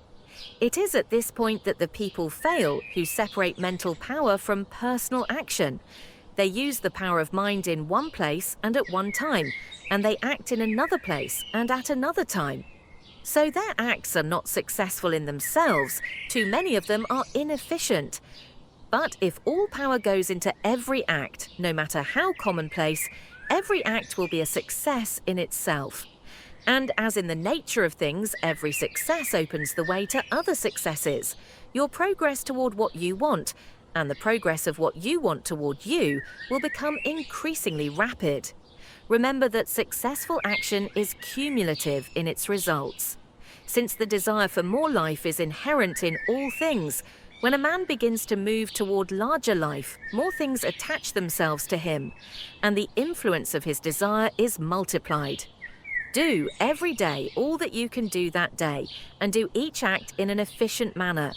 In saying that you must hold your vision while you are doing each act, however trivial or commonplace, I do not mean to say that it is necessary at all times to see the vision distinctly to its smallest details. It should be the work of your leisure hours to use your imagination on the details of your vision, and to contemplate them until they are firmly fixed upon your memory. If you wish speedy results, spend practically all your spare time in this practice. By continuous contemplation, you will get the picture of what you want, even to the smallest details, so firmly fixed upon your mind, and so completely transferred to the mind of formless substance, that in your working hours you need only to mentally refer to the picture to stimulate your faith and purpose, and cause your best effort to be put forth. Contemplate your picture in your leisure hours until your consciousness is so full of it that you can grasp it instantly. You will become so enthused with its bright promises that the mere thought of it will call forth the strongest energies of your whole being. Let us again repeat our syllabus, and by slightly changing the closing statements, bring it to the point we have now reached. There is a thinking stuff from which all things are made, and which in its original state permeates, penetrates, and fills the interspaces of the universe. A thought, in this substance, produces the thing that is imaged by the thought. Man can form things in his thought, and by impressing his thought upon formless substance, can cause the thing he thinks about to be created. In order to do this, man must pass from the competitive to the creative mind. He must form a clear mental picture of the things he wants, and do, with faith and purpose, all that can be done each day, doing each separate thing in an efficient manner. Chapter 13. Getting into the right business. Success in any particular business depends for one thing upon your possessing, in a well-developed state, the faculties required in that business. Without good musical faculty, no one can succeed as a teacher of music. Without well-developed mechanical faculties, no one can achieve great success in any of the mechanical trades. Without tact and the commercial faculties, no one can succeed in mercantile pursuits. But to possess in a well-developed state the faculties required in your particular vocation does not ensure getting rich. There are musicians who have remarkable talent and who yet remain poor.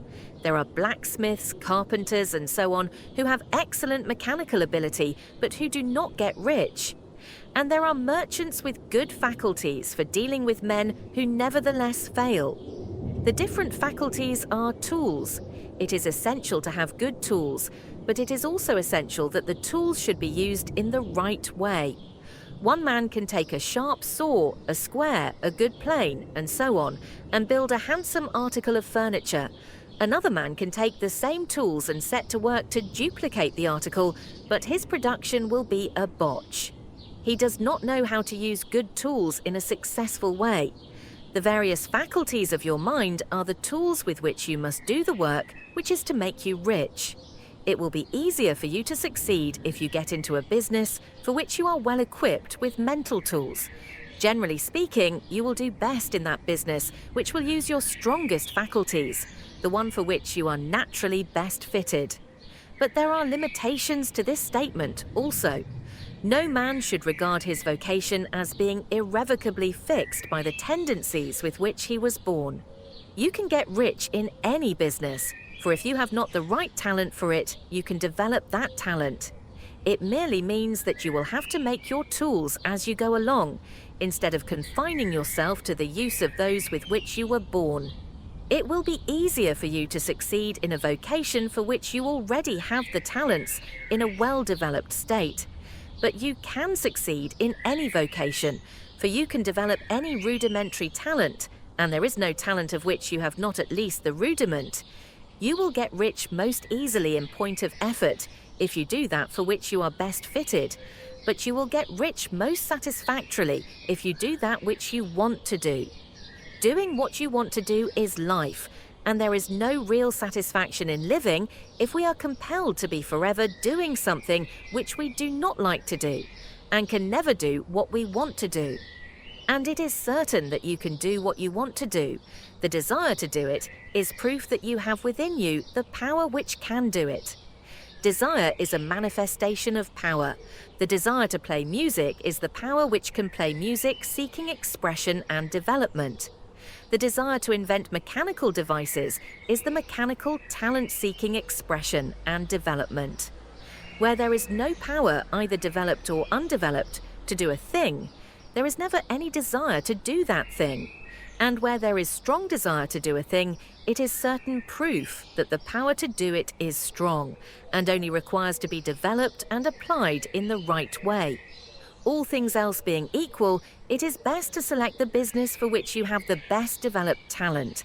But if you have a strong desire to engage in any particular line of work, you should select that work as the ultimate end at which you aim. You can do what you want to do, and it is your right and privilege to follow the business or avocation which will be most congenial and pleasant. You are not obliged to do what you do not like to do, and should not do it except as a means to bring you to the doing of the thing you want to do. If there are past mistakes whose consequences have placed you in an undesirable business or environment, you may be obliged for some time to do what you do not like to do, but you can make the doing of it pleasant by knowing that it is making it possible for you to come to the doing of what you want to do. If you feel that you are not in the right vocation, do not act too hastily in trying to get into another one. The best way, generally, to change business or environment is by growth. Do not be afraid to make a sudden and radical change if the opportunity is presented, and you feel after careful consideration that it is the right opportunity. But never take sudden or radical action when you are in doubt as to the wisdom of doing so.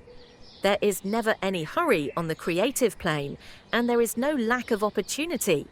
When you get out of the competitive mind, you will understand that you never need to act hastily. No one else is going to beat you to the thing you want to do. There is enough for all. If one place is taken, another and a better one will be opened for you a little farther on. There is plenty of time. When you are in doubt, wait. Fall back on the contemplation of your vision and increase your faith and purpose. And by all means, in times of doubt and indecision, cultivate gratitude. A day or two spent in contemplating the vision of what you want and in earnest thanksgiving that you are getting it will bring your mind into such close relationship with the Supreme that you will make no mistake when you do act.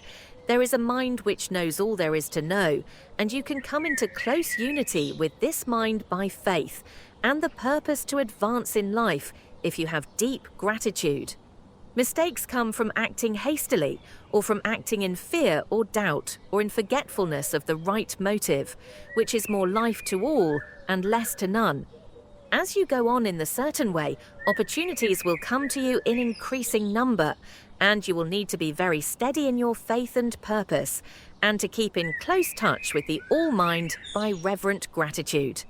Do all that you can do in a perfect manner every day, but do it without haste, worry, or fear. Go as fast as you can, but never hurry. Remember that in the moment you begin to hurry, you cease to be a creator and become a competitor. You drop back upon the old plane again. Whenever you find yourself hurrying, call a halt. Fix your attention on the mental image of the thing you want and begin to give thanks that you are getting it. The exercise of gratitude will never fail to strengthen your faith and renew your purpose. Chapter 14. The Impression of Increase. Whether you change your vocation or not, your actions for the present must be those pertaining to the business in which you are now engaged. You can get into the business you want by making constructive use of the business you are already established in, by doing your daily work in a certain way. And insofar as your business consists in dealing with other men, whether personally or by letter, the key thought of all your efforts must be to convey to their minds the impression of increase. Increase is what all men and all women are seeking. it is the urge of the formless intelligence within them, seeking fuller expression. The desire for increase is inherent in all nature. It is the fundamental impulse of the universe. All human activities are based on the desire for increase. People are seeking more food, more clothes, better shelter, more luxury, more beauty, more knowledge, more pleasure, increase in something, more life. Every living thing is under this necessity for continuous advancement. Where increase of life ceases, dissolution and death set in at once. Man instinctively knows this, and hence he is forever seeking more. This law of perpetual increase is set forth by Jesus in the parable of the talents. Only those who gain more retain any. From him who hath not shall be taken away even that which he hath. The normal desire for increased wealth is not an evil or a reprehensible thing. It is simply the desire for more abundant life. It is aspiration. And because it is the deepest instinct of their natures, all men and women are attracted to him who can give them more of the means of life. In following the certain way as described in the foregoing pages, you are getting continuous increase for yourself, and you are giving it to all with whom you deal. You are a creative centre from which increase is given off to all. Be sure of this and convey assurance of the fact to every man, woman and child with whom you come in contact. No matter how small the transaction, even if it be only the selling of a stick of candy to a little child, put into it the thought of increase and make sure that the customer is impressed with the thought. Convey the impression of advancement with everything you do so that all people shall receive the impression that you are an advancing man and that you advance all who deal with you. Even to the people whom you meet in a social way without any thought of business and to whom you do not try to sell anything, give the thought of increase. You can convey this impression by holding the unshakable faith that you, yourself, are in the way of increase, and by letting this faith inspire, fill, and permeate every action. Do everything that you do in the firm conviction that you are an advancing personality and that you are giving advancement to everybody. Feel that you are getting rich and that in so doing you are making others rich and conferring benefits on all. Do not boast or brag of your success or talk about it unnecessarily. True faith is never boastful. Wherever you find a boastful person, you find one who is secretly doubtful and afraid. Simply feel the faith and let it work out in every transaction. Let every act and tone and look express the quiet assurance that you are getting rich, that you are already rich. Words will not be necessary to communicate this feeling to others. They will feel the sense of increase when in your presence and will be attracted to you again. You must so impress others that they will feel that in associating with you, they will get increase for themselves. See that you give them a use value greater than the cash value you are taking from them. Take an honest pride in doing this and let everybody know it, and you will have no lack of customers. People will go where they are given increase, and the Supreme, which desires increase in all and which knows all, will move toward you men and women who have never heard of you. Your business will increase rapidly, and you will be surprised at the unexpected benefits which will come to you. You will be able from day to day to make larger combinations, secure greater advantages, and to go on into a more congenial vocation if you desire to do so. But in doing all this, you must never lose sight of your vision of what you want, or your faith and purpose to get what you want. Let me here give you another word of caution in regard to motives. Beware of the insidious temptation to seek for power over other men. Nothing is so pleasant to the unformed or partially developed mind as the exercise of power or dominion over others. The desire to rule for selfish gratification has been the curse of the world. For countless ages, kings and lords have drenched the earth with blood in their battles to extend their dominions. This not to seek more life for all, but to get more power for themselves. Today, the main motive in the business and industrial world is the same. Men marshal their armies of dollars and lay waste the lives and hearts of millions in the same mad scramble for power over others. Commercial kings, like political kings, are inspired by the lust for power. Jesus saw in this desire for mastery the moving impulse of that evil world he sought to overthrow. Read the 23rd chapter of Matthew and see how he pictures the lust of the Pharisees to be called master, to sit in the high places, to domineer over others, and to lay burdens on the backs of the less fortunate. And note how he compares this lust for dominion with the brotherly seeking for the common good to which he calls his disciples. Look out for the temptation to seek for authority, to become a master, to be considered as one who is above the common herd, to impress others by lavish display, and so on. The mind that seeks for mastery over others is the competitive mind, and the competitive mind is not the creative one. In order to master your environment and your destiny, it is not at all necessary that you should rule over your fellow men. And indeed, when you fall into the world's struggle for the high places, you begin to be conquered by fate and environment. And your getting rich becomes a matter of chance and speculation. Beware of the competitive mind. No better statement of the principle of creative action can be formulated than the favourite declaration of the late Golden Rule Jones of Toledo. What I want for myself, I want for everybody. Chapter 15. The Advancing Man. What I have said in the last chapter applies as well to the professional man and the wage earner as to the man who is engaged in mercantile business. No matter whether you are a physician, a teacher, or a clergyman, if you can give increase of life to others and make them sensible of the fact, they will be attracted to you and you will get rich. The physician who holds the vision of himself as a great and successful healer and who works toward the complete realization of that vision with faith and purpose, as described in former chapters, will come into such close touch with the source of life that he will be phenomenally successful. Patients will come to him in throngs. No one has a greater opportunity to carry into effect the teachings of this book than the practitioner of medicine. It does not matter to which of the various schools he may belong, for the principle of healing is common to all of them and may be reached by all alike. The advancing man in medicine, who holds to a clear mental image of himself as successful and who obeys the laws of faith, purpose, and gratitude, will cure every curable case he undertakes, no matter what remedies he may use. In the field of religion, the world cries out for the clergyman who can teach his hearers the true science of abundant life. He who masters the details of the science of getting rich, together with the allied sciences of being well, of being great, and of winning love, and who teaches these details from the pulpit, will never lack for a congregation. This is the gospel that the world needs. It will give increase of life, and men will hear it gladly, and will give liberal support to the man who brings it to them. What is now needed is a demonstration of the science of life from the pulpit. We want preachers who can not only tell us how, but who in their own persons will show us how.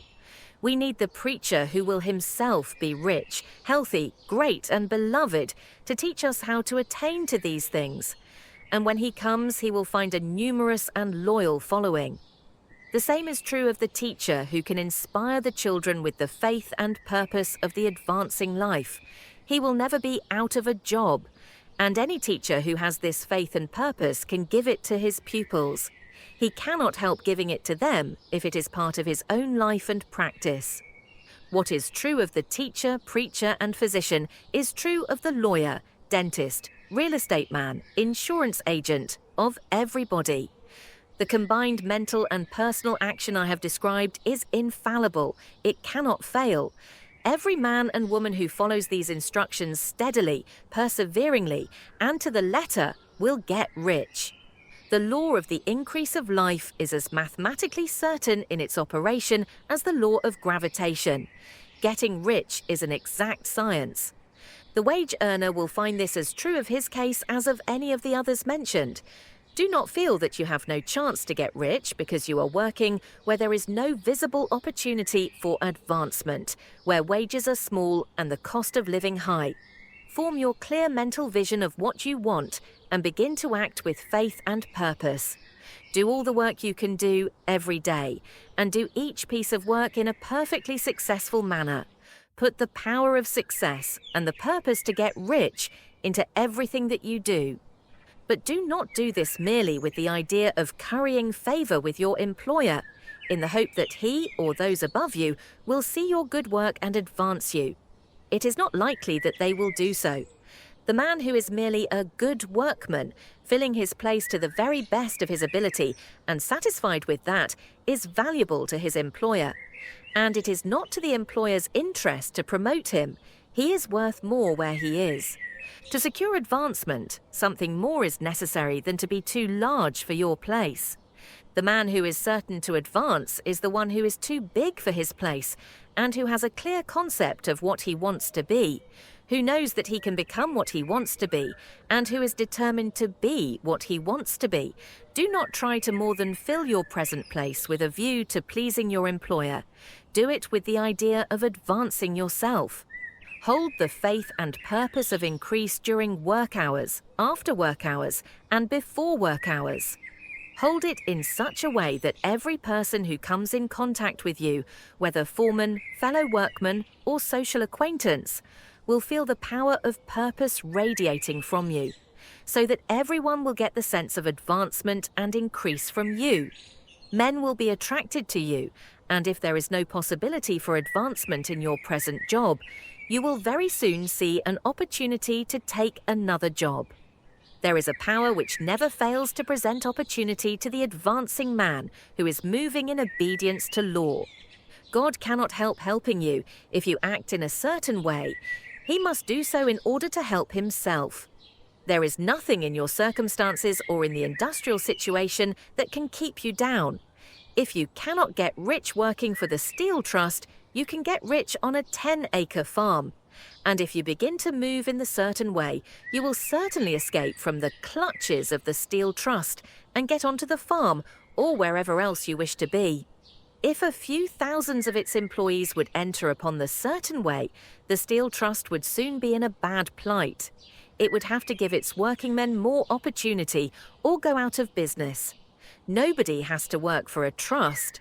The trust can keep men in so-called hopeless conditions only so long as there are men who are too ignorant to know of the science of getting rich or too intellectually slothful to practice it. Begin this way of thinking and acting, and your faith and purpose will make you quick to see any opportunity to better your condition. Such opportunities will speedily come, for the Supreme, working in all and working for you, will bring them before you. Do not wait for an opportunity to be all that you want to be. When an opportunity to be more than you are now is presented and you feel impelled toward it, take it. It will be the first step toward a greater opportunity. There is no such thing possible in this universe as a lack of opportunities for the man who is living the advancing life. It is inherent in the constitution of the cosmos that all things shall be for him and work together for his good. And he must certainly get rich if he acts and thinks in the certain way. So let wage-earning men and women study this book with great care and enter with confidence upon the course of action it prescribes. It will not fail. Chapter 16. Some cautions and concluding observations. Many people will scoff at the idea that there is an exact science of getting rich. Holding the impression that the supply of wealth is limited, they will insist that social and governmental institutions must be changed before even any considerable number of people can acquire a competence. But this is not true. It is true that existing governments keep the masses in poverty, but this is because the masses do not think and act in the certain way. If the masses begin to move forward as suggested in this book, neither governments nor industrial systems can check them. All systems must be modified to accommodate the forward movement. If the people have the advancing mind, have the faith that they can become rich, and move forward with the fixed purpose to become rich, nothing can possibly keep them in poverty. Individuals may enter upon the certain way at any time and under any government and make themselves rich. And when any considerable number of individuals do so under any government, they will cause the system to be so modified as to open the way for others. The more men who get rich on the competitive plane, the worse for others. The more who get rich on the creative plane, the better for others. The economic salvation of the masses can only be accomplished by getting a large number of people to practice the scientific method set down in this book and become rich. These will show others the way and inspire them with a desire for real life, with the faith that it can be attained and with the purpose to attain it.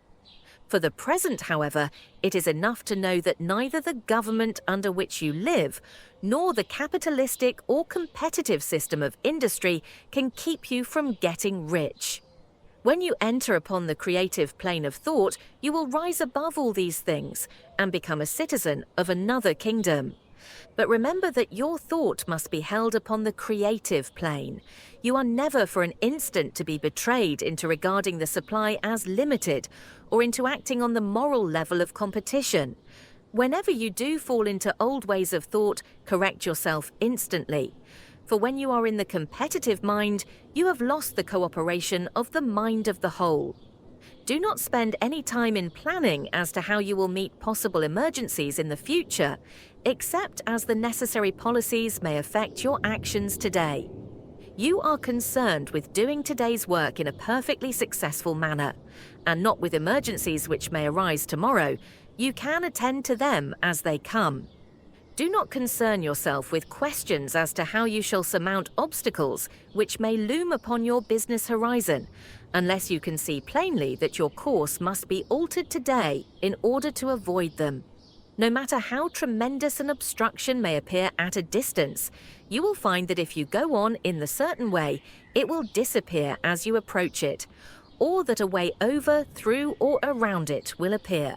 No possible combination of circumstances can defeat a man or woman who is proceeding to get rich along strictly scientific lines. No man or woman who obeys the law can fail to get rich, any more than one can multiply 2 by 2 and fail to get 4. Give no anxious thought to possible disasters, obstacles, panics, or unfavorable combinations of circumstances. It is time enough to meet such things when they present themselves before you in the immediate present, and you will find that every difficulty carries with it the wherewithal for its overcoming. Guard your speech. Never speak of yourself, your affairs, or of anything else in a discouraged or discouraging way. Never admit the possibility of failure or speak in a way that infers failure as a possibility. Never speak of the times as being hard or of business conditions as being doubtful. Times may be hard and business doubtful for those who are on the competitive plane, but they can never be so for you. You can create what you want and you are above fear. When others are having hard times and poor business, you will find your greatest opportunities. Train yourself to think of and to look upon the world as a something which is becoming, which is growing, and to regard seeming evil as being only that which is undeveloped. Always speak in terms of advancement. To do otherwise is to deny your faith, and to deny your faith is to lose it.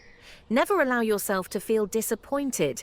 You may expect to have a certain thing at a certain time and not get it at that time, and this will appear to you like failure. But if you hold to your faith, you will find that the failure is only apparent.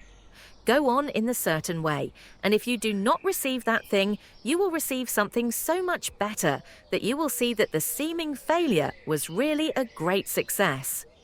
A student of this science had set his mind on making a certain business combination which seemed to him at the time to be very desirable, and he worked for some weeks to bring it about. When the crucial time came, the thing failed in a perfectly inexplicable way.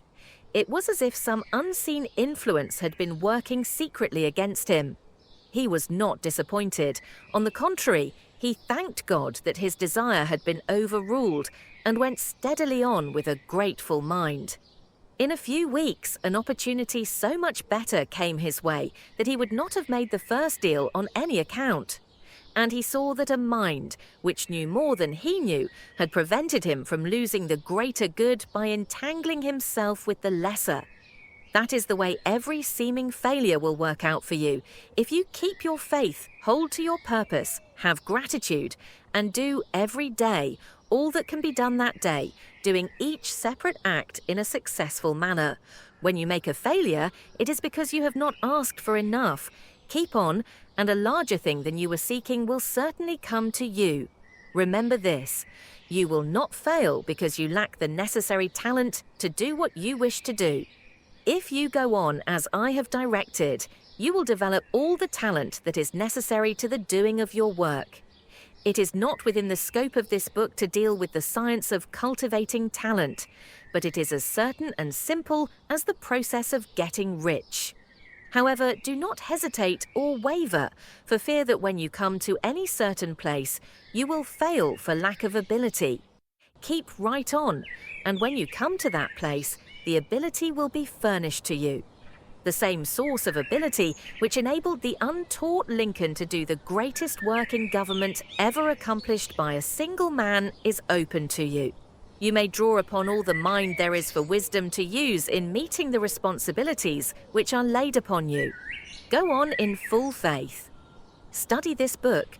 Make it your constant companion until you have mastered all the ideas contained in it. While you are getting firmly established in this faith, you will do well to give up most recreations and pleasures, and to stay away from places where ideas conflicting with these are advanced in lectures or sermons. Do not read pessimistic or conflicting literature or get into arguments upon the matter. Do very little reading outside of the writers mentioned in the preface. Spend most of your leisure time in contemplating your vision and in cultivating gratitude and in reading this book. It contains all you need to know of the science of getting rich, and you will find all the essentials summed up in the summary. Summary of the science of getting rich. There is a thinking stuff from which all things are made, and which, in its original state, permeates, penetrates, and fills the interspaces of the universe. A thought in this substance produces the thing that is imaged by the thought. Man can form things in his thought, and by impressing his thought upon formless substance, can cause the thing he thinks about to be created. In order to do this, man must pass from the competitive to the creative mind. Otherwise, he cannot be in harmony with the formless intelligence, which is always creative and never competitive in spirit. Man may come into full harmony with the formless substance by entertaining a lively and sincere gratitude for the blessings it bestows upon him. Gratitude unifies the mind of man with the intelligence of substance, so that man's thoughts are received by the formless. Man can remain upon the creative plane only by uniting himself with the formless intelligence through a deep and continuous feeling of gratitude. Man must form a clear and definite mental image of the things he wishes to have, to do, or to become, and he must hold this mental image in his thoughts while being deeply grateful to the Supreme that all his desires are granted to him. The man who wishes to get rich must spend his leisure hours in contemplating his vision and in earnest thanksgiving that the reality is being given to him. Too much stress cannot be laid on the importance of frequent contemplation of the mental image, coupled with unwavering faith and devout gratitude. This is the process by which the impression is given to the formless, and the creative forces set in motion. The creative energy works through the established channels of natural growth and of the industrial and social order. All that is included in his mental image will surely be brought to the man who follows the instructions given above and whose faith does not waver. What he wants will come to him through the ways of established trade and commerce.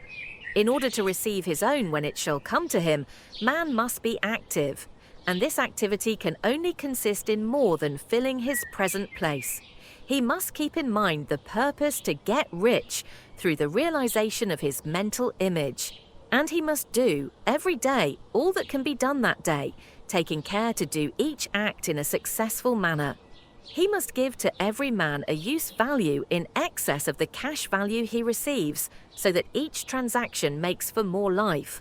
And he must so hold the advancing thought that the impression of increase will be communicated to all with whom he comes in contact. The men and women who practice the foregoing instructions will certainly get rich, and the riches they receive will be in exact proportion to the definiteness of their vision, the fixity of their purpose, the steadiness of their faith, and the depth of their gratitude. Thank you for listening to Boundless Audio Hub. If this story moved you, inspired you, or made you think, consider liking, sharing, and subscribing to the channel. Your support helps us bring more timeless words to life. Until next time, stay inspired, stay curious, and keep listening. This is Boundless Audio Hub, where stories never end.